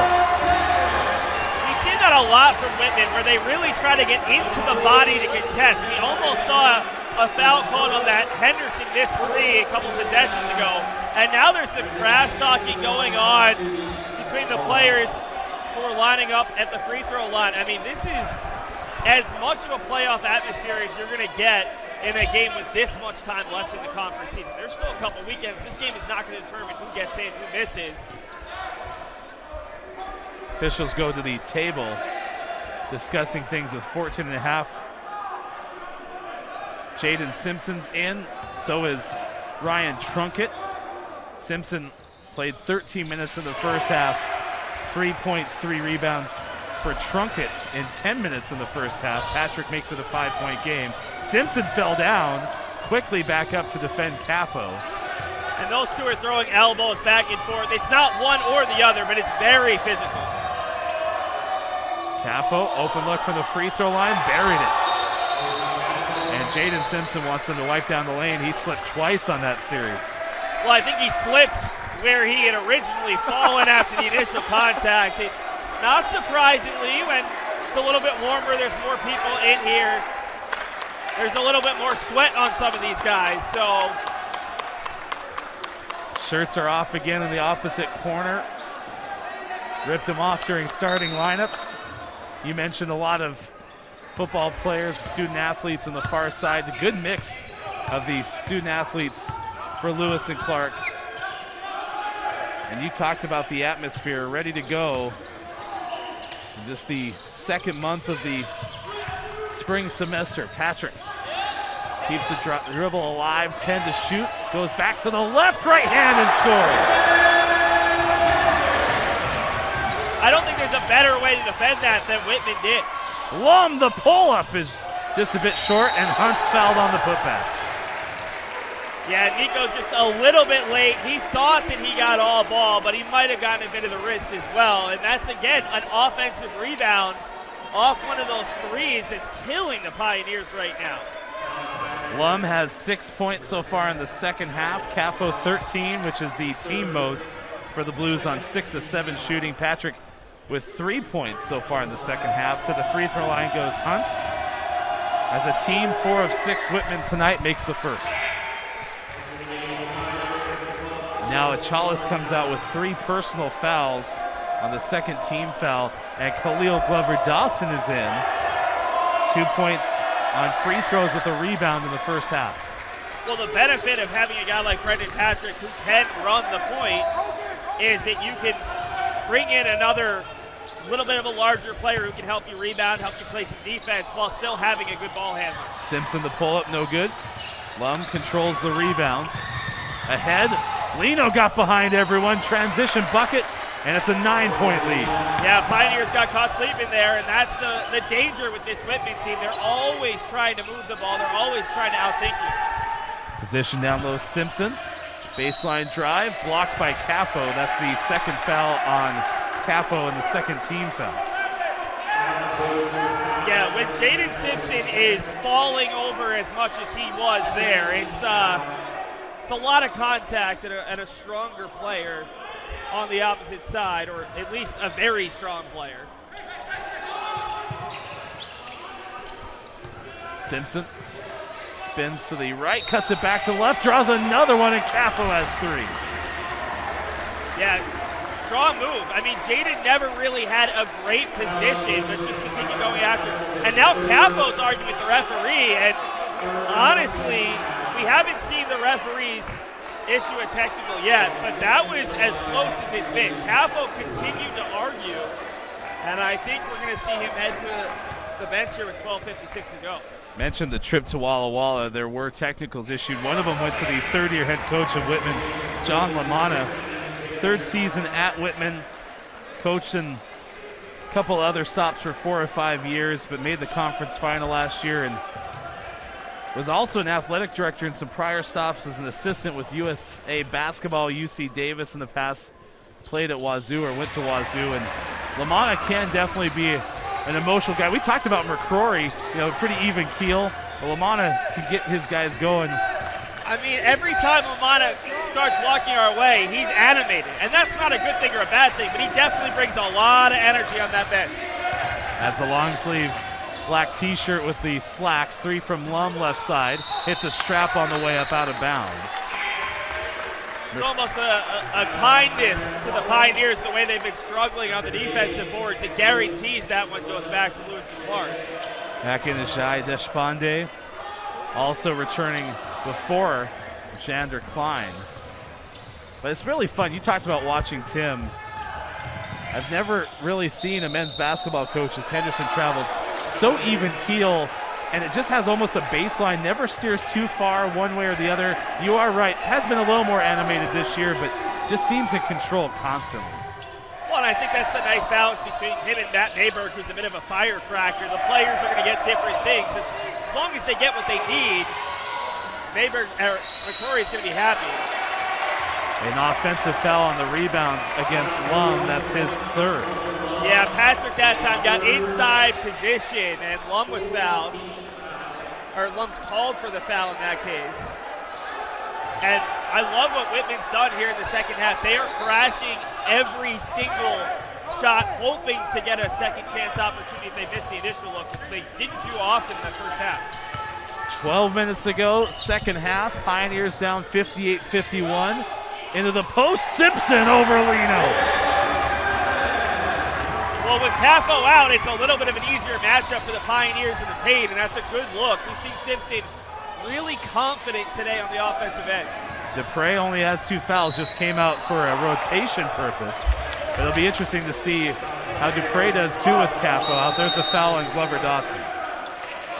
We just talked about Tim McCrory's calming presence. You see Khalil Glover Dotson, he thought that he got all ball. He thought there wasn't a foul. And Tim McCrory is just showing positivity. Hey, don't worry about it. And that goes a long way to just keeping everyone calm. The last thing the Pioneers can afford to do, already down 5, is give up a technical foul and stretch that deficit. Doing some work in the student section. Leading the wave. It's not the wave, it's the lean.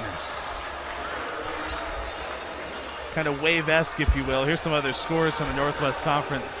PLU has a 62-59 lead over George Fox in Tacoma midway through the second half.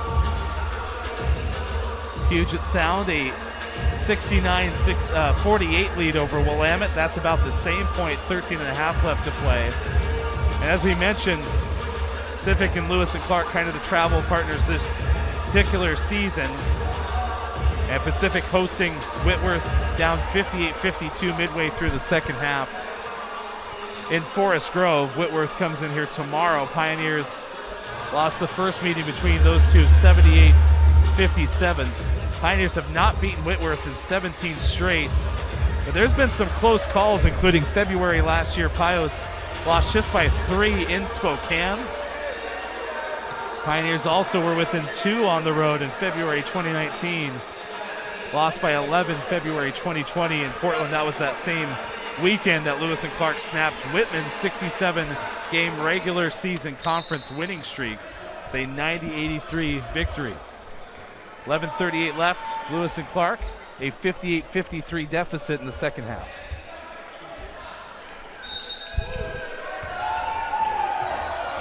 Henderson, Patrick, Trunkett, Simpson, and Glover Dotson. For Lewis and Clark and White, Pios are 7-3 at home this year. Fines played well off the bench. Deshpande always plays well off the bench. Lum, starters, really been explosive in the second half. In trouble in the corner out to Lino. Shot clock expiring, no good. And the rebound skips over Simpson's head. Klein gets it back, and drives. Draws a foul, and the shot goes in. How frustrating, because I'm not quite sure if that ball got off in time. And then you add the offensive rebound, the foul, a chance for 3 points. But that's what Whitman has done so well this half. They've done a great job of getting second chance points. This was 9-2 earlier for Lewis and Clark. And I'm not sure which the most recent stat is, but it feels like Whitman is dominating at this point in second chance points. Whitman's 16-9 edge in that department as it stands now, a 7-point lead. Largest lead of the game has been 10 midway through the first when Whitman was up by that margin. Lewis and Clark's only led once on the first score of the game. Trunkett drives Deshpande down to the block, out to Simpson, slides, lunges, and foul. Yeah, that was a 50-50 one because it definitely looked like Jaden was losing his footing a little bit, but also that could have been from the contact from flying down low. But Jaden's just been really aggressive and really smart in the takes that he's taken today. Simpson's first step was a big slip, but just has that stride, and it's been neat to see that development, just, again, using his body so well, whether he's in a set spot down low on the block, or in that case, the drive from the free throw line. Grant Stewart's back in for Lewis and Clark. Stewart got his first points earlier in this half. Is 1 for 4, replacing Henderson. Henderson in the first half didn't score on 4 shots, has since put in 7, but Simpson back to the free throw line for another. That one's good. 21 points earlier this year at Puget Sound, and just the minutes per game for Simpson has continued to go up and to the right, more utilized, and now called for a foul trying to reach to the baseline side. I love that about Jaden, though. He really thought it was clean. He thought there was no foul.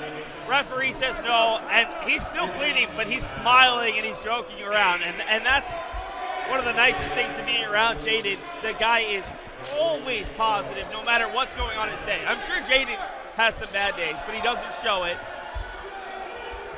Nikola Trifunovic comes back in, also out of Seattle, averaging 8.1 points per game.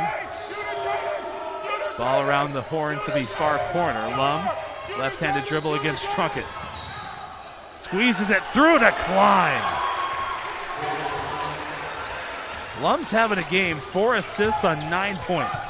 Lum's having a second half. 4 minutes in the first half, hasn't exited here in the second half. He's been the difference. Has a steal as well, set it up for Simpson.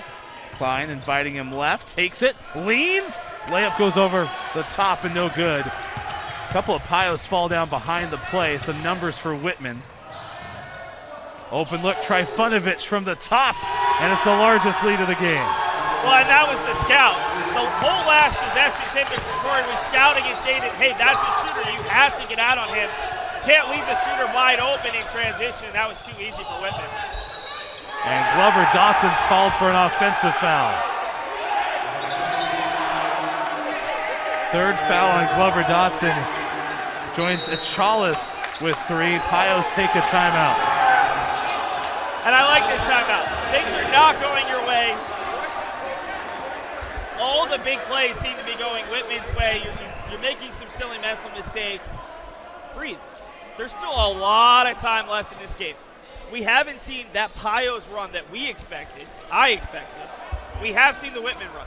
All right, it's 11 points. With the way this Pioneers team is capable of scoring points, that's not an insurmountable amount, but you do need to reset. You can't let this avalanche and all of a sudden it's a 15, 20-point deficit. You're not going to make that up no matter how much time you have against this Whitman side.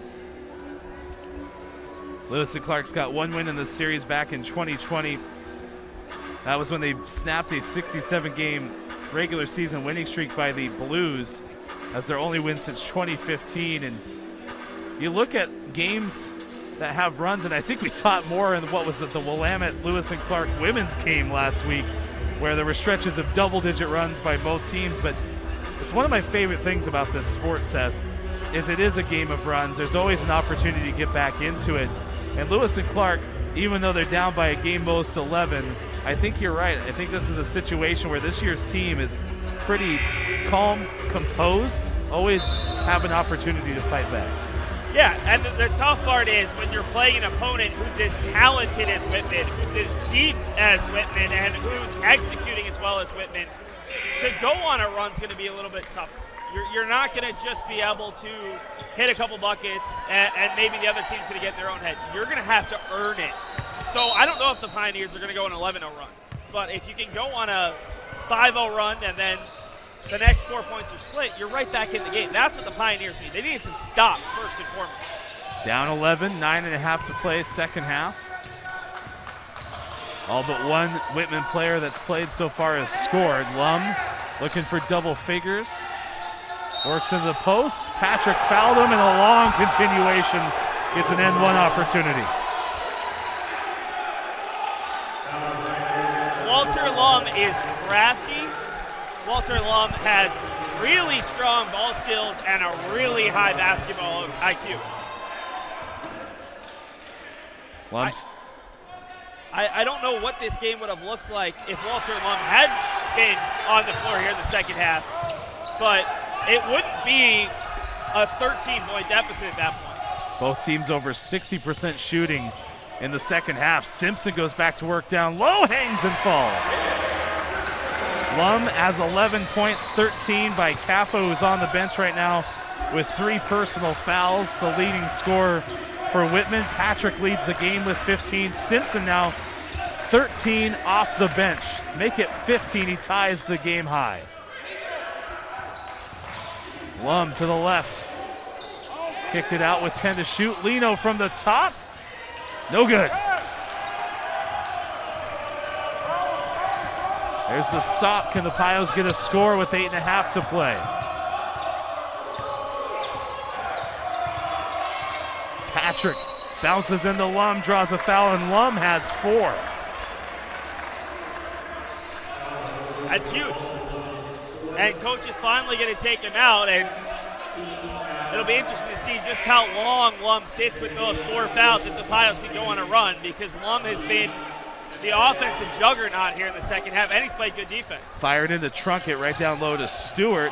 Defender fell down. Stewart's turnaround jump shot, no good, but the whistle for the flop. Yeah, and it had to come, right? Because that contact was minimal enough. And they let them play. So that's really, from what we've seen them call all season long, that had to be a flop. And now you got to hit the free throws. So the way it works, Class B technical, not a personal foul, just 1 free throw, and then Whitman gets the ball back. Patrick misses. Came into tonight having not missed a free throw, but one of his last 5 games went 6 for 6. Then the last 3 has made all 5, all 6, all 5. Has missed 2 tonight. Now watch Patrick's guarded by Hunt with Lum out of the game. Patrick's defensive assignment, Trifunovic, excellent 3-point shooter. Whitman, the best shooting team in the conference, well above their 48% average at 55 tonight. 10 to shoot, Trifunovic. Right baseline, 2 defenders left him and he scores. The second time today that we've seen Simpson and Patrick both be a little bit in between and leave a guy open. Simpson in transition is fouled. So timeout on the floor, 7:44 to play in the second half. Simpson to the free throw line, the 3rd foul on Klein, and we have the final 7:44 when we come back. Pios down 70-57 on Pio Street.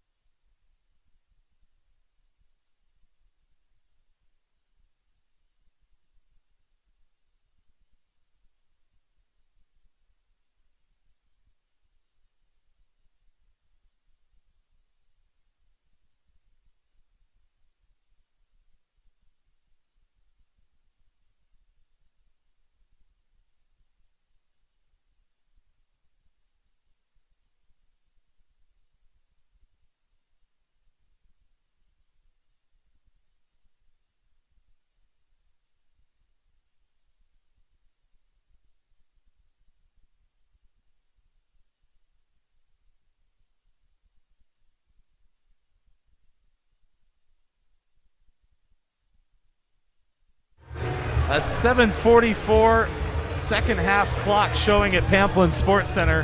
Whitman a 70-57 lead over Lewis and Clark.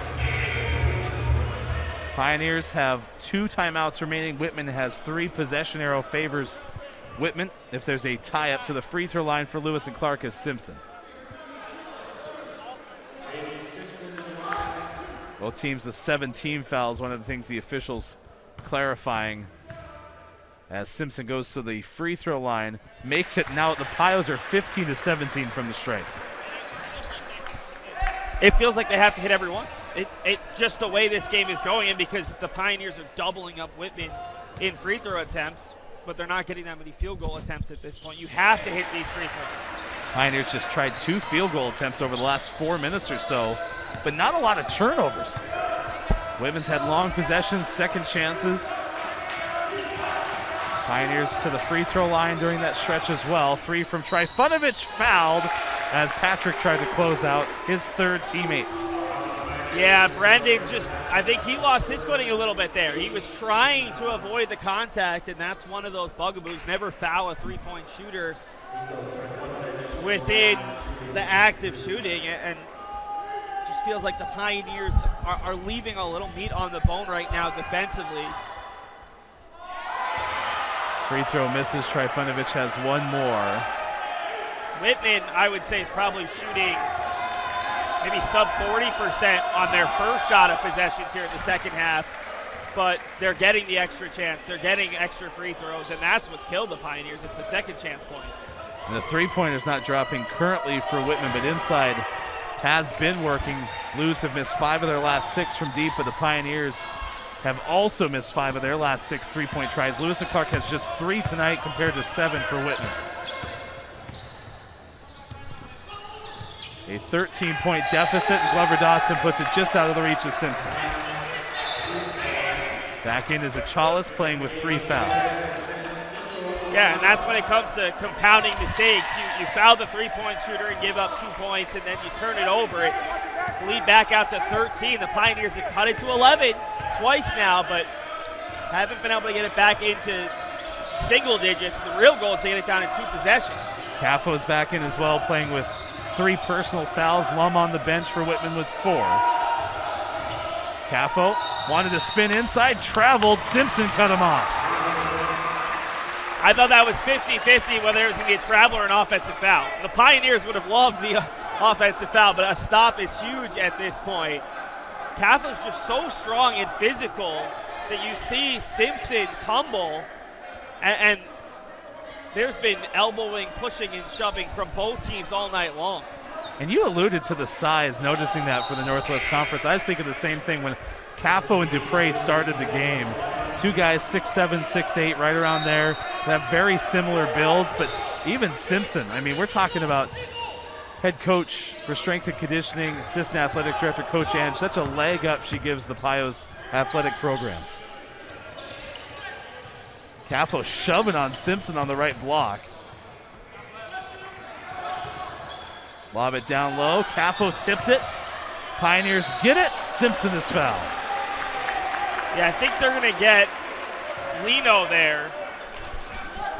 Oh, it's Cafo. He can't believe it. He's argued with the last 2 fouls, but that's going to be number 4. So 4 on Lum, 4 on Cafo. Now the problem is it's only 6:38 left, but some of these big-time Whitman players are in a little bit of foul trouble. Cafo in the first half had 7. Right now 13, which is a team high. Simpson is up to 17 and makes it 18 with the first free throw. Back in, Klein returning. Cafo comes out. Well, he's a really good post defender because he's really strong on the block, but he also provides another dynamic offensively because he's got some really good moves. So getting him out of the game helps the Pioneers if they could defensive rebound. I'm interested to see how, with Achalis in and Cafo out, how some of the inside out work can happen for the Pios with Henderson on the floor. Patrick is out right now. Pios down 11 with 6.5 to play, second half. The Wits weekend in Portland. Whitworth comes in tomorrow, the top 2 teams in the conference with the Pirates and Whitman. Achalis stole the ball. Weston Crump was in. Such a great move. It was Grant Stewart who actually stripped it away. Chalice dove to the floor, but Stewart really good hands to force that turnover. Pioneers have forced 12 giveaways by Whitman, and they foul in the post as Klein went to work on Simpson. 9th team foul. Klein has 4. Another possession without a field goal attempt, but the Pioneers are okay with this. First off, they're not taking any time off the clock. Second off, Jaden's been red hot from the free throw line. He's sitting at 9 of 9, and the Pioneers are 18 of 20 compared to Whitman's 9 of 13. It's a career high 10th free throw attempt for Simpson. It's good. And how big is that when you're shooting the last 1 and 1? You always want to get at least the first one. Pioneers 10 of 11 in the second half from the free throw line. Free throws are great in a game, like you said, where a lot of second chance points are happening for Whitman. When you can get points with the clock stopped, very beneficial. Misses the second, but is also at a career high 8 made free throws. And Ryan, it's as close as the Pioneers have been since Whitman stretched it out to 13. Still remains 10 with under 6 to play. Efa Ishik to Trifunovic off a screen, pull up 3, whistle blows, offensive foul. Big time call on Klein that time, who was moving.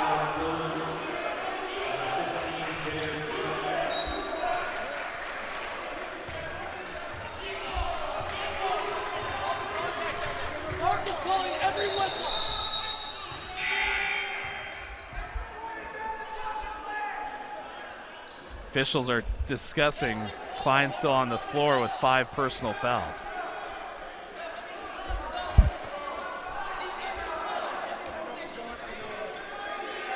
John LaManna talking to the official.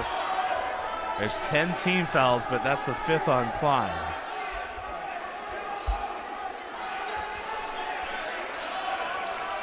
So the issue was on that last offensive foul, the table was double checking, the ball got in so quickly. So that's 5 on Klein.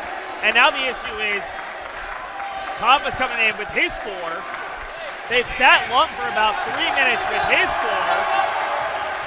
And I think this is a good good timeout for Coach LaManna, because his team has the lead, but they're clearly frustrated by all these misses. And that's when you get guys making silly fouls, guys committing that technical foul. That's what the Pioneers need. They need to find a run, and an easier way to do that is more free throws and seeing some of these bigs for Whitman have to sit the rest of the game. You have a team that's perennially in the conference title hunt, has been the case. I mean, the Wits 1-2 between Whitworth and Whitman over the course of the 2010s, continuing into the early part of the 2020s. And this is a team that certainly has always found a way to win. Pioneers have only beaten them once since 2015. But we talked about this coaching career best for Tim McCrory with the 12 wins already, and it's just a different type of team that they have this year. Leading scorer in the conference with Brendan Patrick. One of the best rebounders and three-point shooters in the conference in Jack Henderson. And then just emerging front court players with Sebastian Dupre and Jaden Simpson. Foul trouble, 4 for Lum, 4 for Caffo. Caffo is in, Crump stays in, and Lum is out. Trifunovic guards Glover Dotson. Stewart inside with Lino. And Efa Ishik guarding on the near side. Whistle and a traveling call trying to kick it out. And what a smart play by Whitman. Bring the double. We haven't seen them bring the double at any point on Jaden Simpson, who's had his way down low. They finally bring the double. Jaden loses his footing, and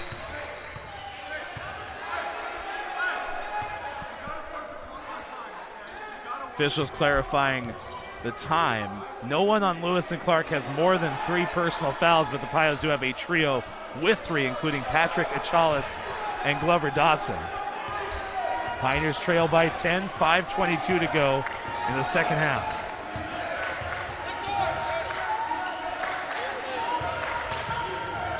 Caffo to the left block, back out Trifunovic.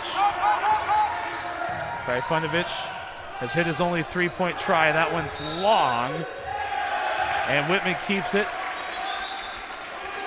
10 to shoot. They reset it to 20.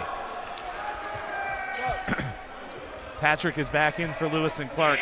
That rest fairly significant. Patrick still played a team most 30 minutes.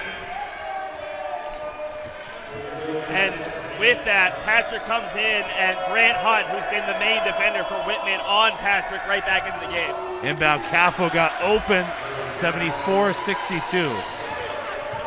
And here comes Lum to the scorer's table, so we're going to see Whitman as full strength as they can get shortly. Pretty even over the last 7 minutes or so, but Whitman continues to lead by double figures. Trying to keep a one-game lead over Whitworth. Patrick leans in on Hunt, missed it, offensive rebound. Out to Henderson for three, got it!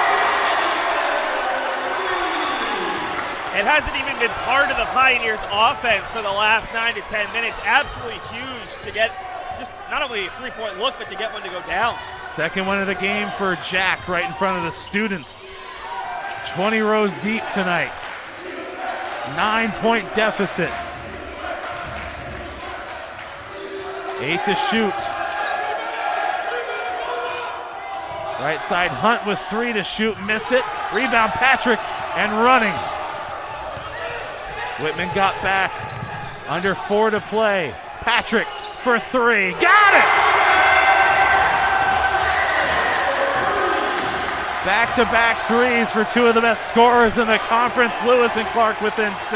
And this is the first time the Pioneers have had back-to-back baskets without a Whitman response in between. They're finally back within 6 after trailing by as many as 13. I was wondering when Coach Lamanna would use the timeout. He uses it. They only have the one left. There's still a lot of time left with 3:41. 3:41 left second half. Lewis and Clark had a double-digit deficit. It's now 6, 74-68 final part of the second half when we come back on Pio Street.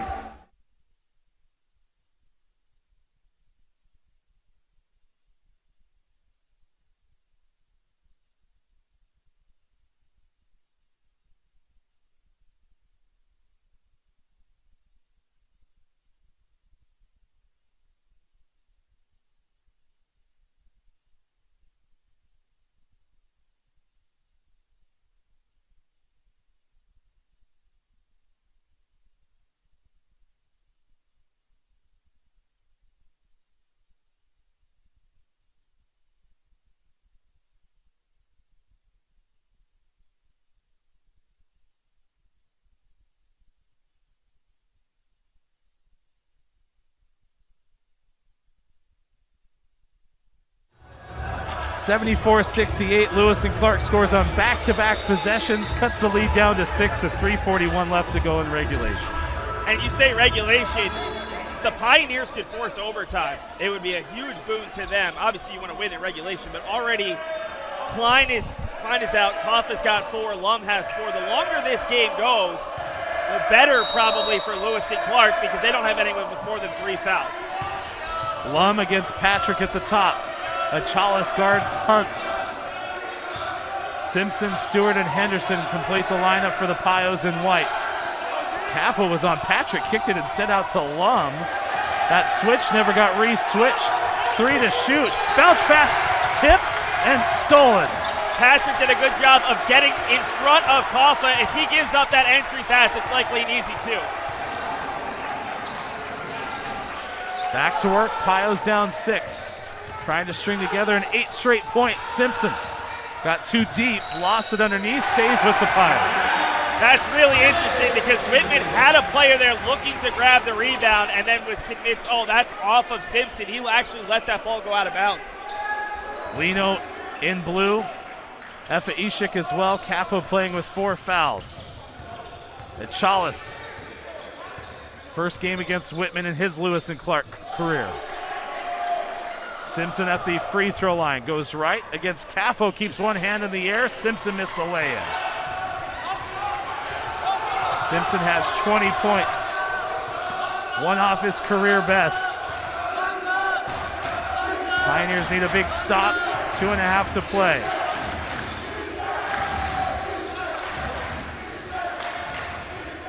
Caffo, high screen with 9 for Lum. Open lane to the rim, scores and was fouled. That's charged to Achalis, and that's his fourth. And that's the issue. Lum was so good at slowing down there to draw the contact. He beat Nico. No help was going to be able to get there in time, but he slowed down enough to force the contact in the back to make it a potential three-point play. And that's what Whitman has done so well. Second chance points and also points very deep into the shot clock. 10 second half points for Lum. Simpson came alive in the second half as 13 for the Pios. That was a big possession and a 9-point lead with 2:20 to play. And probably 30 seconds gone off the clock. Henderson's in the far corner. Pioneers need a timeout. Use their second to last. The full timeout taken by Tim McCrory. Has a 30 left, one full left for Whitman, and the possession arrow in favor of the visitors. And the Pioneers had that spark, and you kind of described it perfectly. A long, lengthy possession that ends almost in the worst possible way.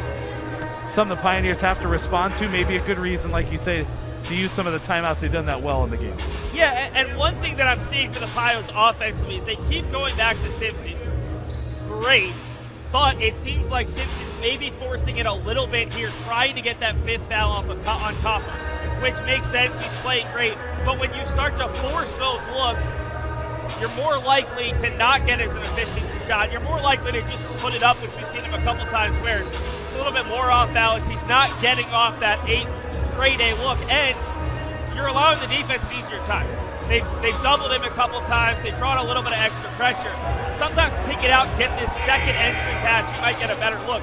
I'm not going to critique Jaden's game because he's had a phenomenal night, but I would say forcing it inside every time to get a fifth foul on Costa when you're down by 9, not necessarily the only thing you need to be focused on, because 2:12 left, getting that fifth foul on Costa with a minute and 5 seconds left, down 7 to 9 points might not be enough to make the difference. Pioneers near season low in three-point attempts tonight, just 12, and only 4 in the second half as the inside game has worked. Pioneers in the paint trail 40 to 28, but Simpson's scored 20. Out of the timeout, had 17 to shoot, now 10. 2 minutes to play, 7 seconds to shoot. Patrick, free throw line, drops it to Stewart. 2 seconds left, shot up and in! What a big dig from Grant Stewart, who only had 2 points prior. That was an immense take from Stewart. 5th try in the game, Pioneers down 7. Ball tipped and stolen by Henderson. That time they were trying to force the cop on the other end. Same reason he's such a good rebounder, used his long arms there. Couldn't get it over the top for the steal. Simpson, kick to the corner. Henderson kicks it back to Stewart. Goes immediately to the hoop, the reverse lay-in, hit the top, hit the shot clock, it's out of bounds. So 1:21 left. Both teams with one timeout. Achalis has 4 fouls. Klein is fouled out for Whitman. 2 others, Lum and Caffo, have 4 fouls apiece. Both teams in double bonus. Simpson close to Caffo. Lum moves away from the screen. Double teamed on the baseline. Tolino, open look from the top. No good. And Achalis underneath the hoop has the rebound. Pioneers down 7, 50 seconds to play. Crossover, pull up 3. Achalis hit the bottom of the net. And a foul by Stewart with 43 left. Yeah, I think you had to do it at that point. You're down by 3 possessions, already giving up 2 free throws, but the Pioneers couldn't afford to let Whitman play out that possession. Decent look from Achalis, just a little bit short. And again, we've just seen far more second chance opportunities on the Whitman side than the Pioneer side since about the midway point of the first half. That was an adjustment that Whitman seemed to make. It's been one of the differences. Lum's free throws good, 8-point lead. Pioneers trailed 11-0 in the first meeting right off the rip, lost by over 20 points. This is very likely, if both teams make the playoffs, a first-round matchup that would be in Walla Walla. If Lewis and Clark does make it, typically that first-round game is in Eastern Washington, whether you play at Whitworth or Whitman, but it's been a very good game to watch in the sense of how much of a difference Chalice can make.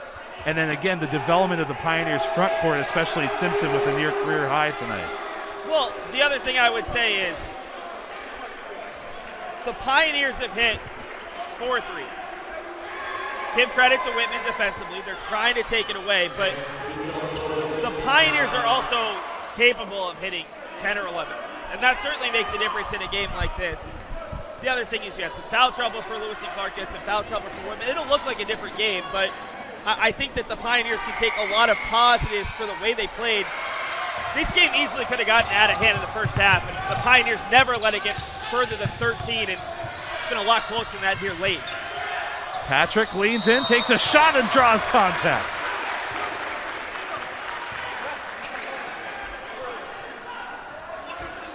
So Hunt only had one personal foul prior to that one, sends Patrick to the free throw line for 3 shots with 34 seconds left.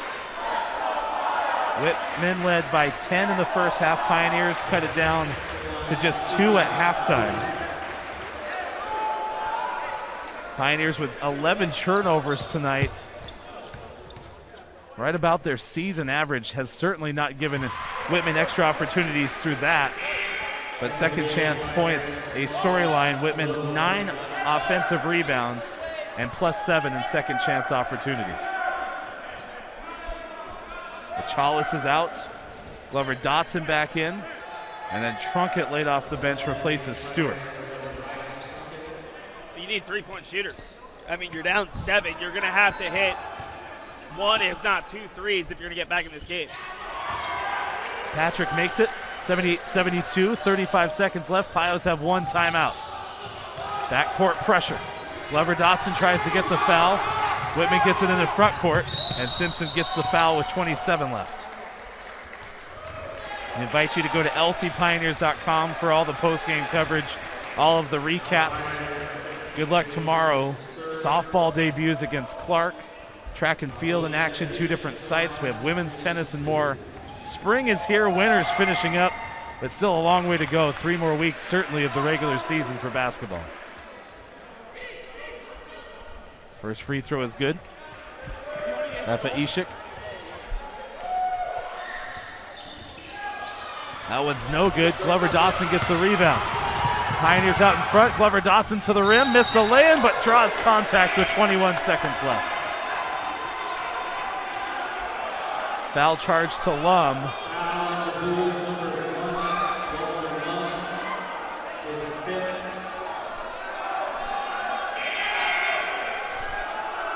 .21 seconds left, and Lum, the second Whitman player, fouled out. 79-72, Whitman up 7, but Glover Dotson to the free throw line and cut it down to 5. And Walter Lum, at minimum, is going to get an explanation on why that was the 5th foul. Get about 15 seconds typically to make the change. There's the horn, and Trifunovic comes in to replace Lum. Again, you talked about it. What an outstanding second half for Lum with 15 points total in the game, 4 assists, a steal, hit 3 of 5 from deep. He was just a difference maker. I think both teams started a little slow to start the second half offensively, but Long was really good shooting, passing, playing defense, and Simpson was strong on the Pioneers side, but Whitman was able to throw that first punch in a boxing metaphor, and Pioneers never were able to quite get back into it after only trailing by 2 at half. Second free throw, no good. Hunt has the rebound for Whitman. Pios foul. You talk about Lum. Over a stretch of about 3 minutes, starting at the 15-minute mark, kind of went on that tear, started to get his points, his assists, and just carried through the entire rest of the second half until he had to sit down with that foul trouble. Well, for a long time, he had 3 three-pointers, and the Pioneers had 3 made three-pointers as a team. Hunt's free throw is good. 4th foul charge to Glover Dotson. Pioneers will be back at home. It's a second of 4 straight home games for the Pios, with Whitworth coming in tomorrow.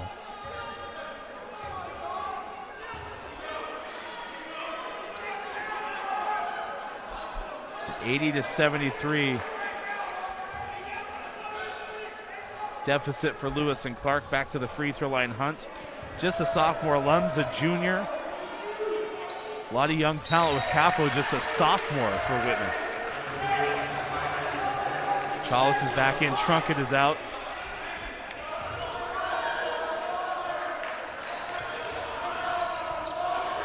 Patrick with 17 seconds. Step back, three on the way. Hit it! About 10.2 left. 10.2 is likely what should be on there.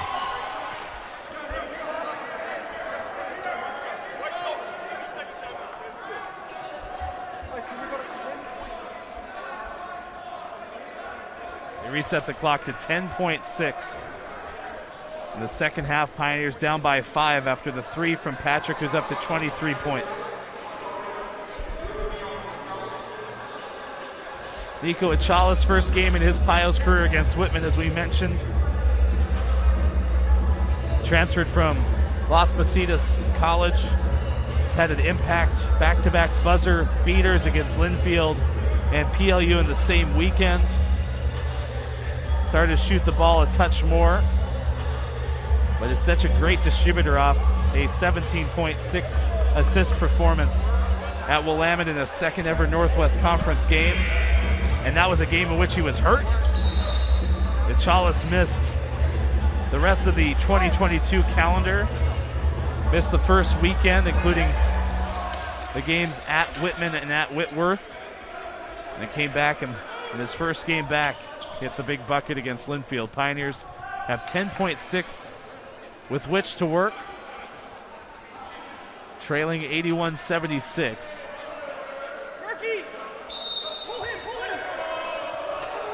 Trifunovic and Lino get available, and Chalice picks up his fifth foul with 8.9 left.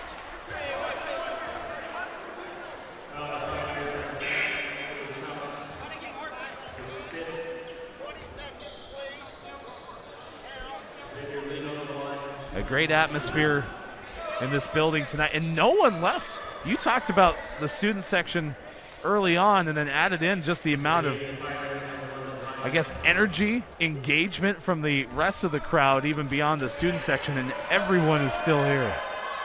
Well, what I loved to see was the women's team got off to an inauspicious start. It was 20-2 in that game, and as soon as they got a little bit of things going, those fans were raucous despite the fact it was still a double-digit lead. They got behind both teams tonight.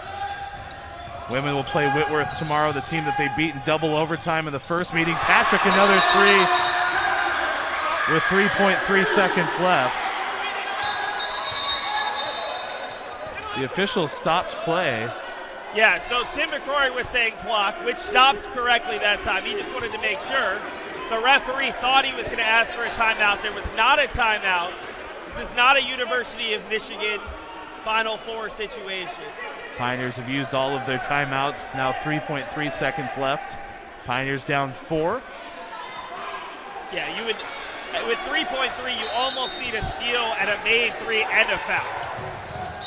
Glover Dotson picks up the foul. That's also his fifth. Only 0.8 off the clock. Trifunovic back to the free throw line as Whitman tonight 16 of 22. Fourth best three-point shooting team. Free throw shooting team in the conference, and Trifunovic is 91%. What a difference a month makes, though. I mean, this was a 20-point game the last time. The Pioneers never were really able to get back in the game. The final score might end up being 4 or 5. There's probably a little bit more separation. The Pioneers have shown they can play with Whitman. Heave Henderson at the buzzer, no good, and Whitman leaves its first game in the Portland area with an 84-79 victory. Lewis and Clark falls to 12-8 on the year, 6-5 in conference play. Whitman 16-4 overall and 9-2 now in conference. But we talked about Chalice maybe being a little bit of a catalyst for the Pios, averaging about 7 made three-pointers with him.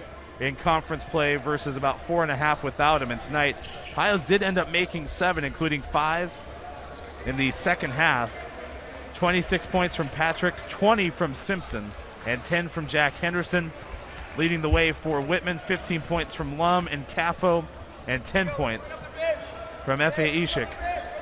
Tomorrow, 4 o'clock start for the women's game, 6 o'clock start for the men's game. Lewis and Clark hosting Whitworth for a doubleheader, and we'll have those games for you on Pio Stream as well. Stay tuned. You'll get a look at the final stats. Invite you to go to lcpioneers.com for all of our post-game coverage. Lewis and Clark falls by 5 in this contest. Our Director of Physical Education and Athletics at Lewis and Clark is Mark Petrock. The Associate Athletic Director and Senior Woman Administrator is Sharon Sexton. Our Director of Athletic Communications and our analyst tonight, Seth Orensky. Big thanks to everyone, including the entire athletic communications staff, all of our Pio Stream crew, including our director tonight, Kylie Hill, as you watch some of the highlights from tonight's game. Our final score, Lewis and Clark Pioneers fall 84-79 from Pamplin Sports Center tonight in Portland. For everyone who made it possible, I'm Ryan Goff. Thanks for having fun with us tonight. We'll see you tomorrow, Whitworth.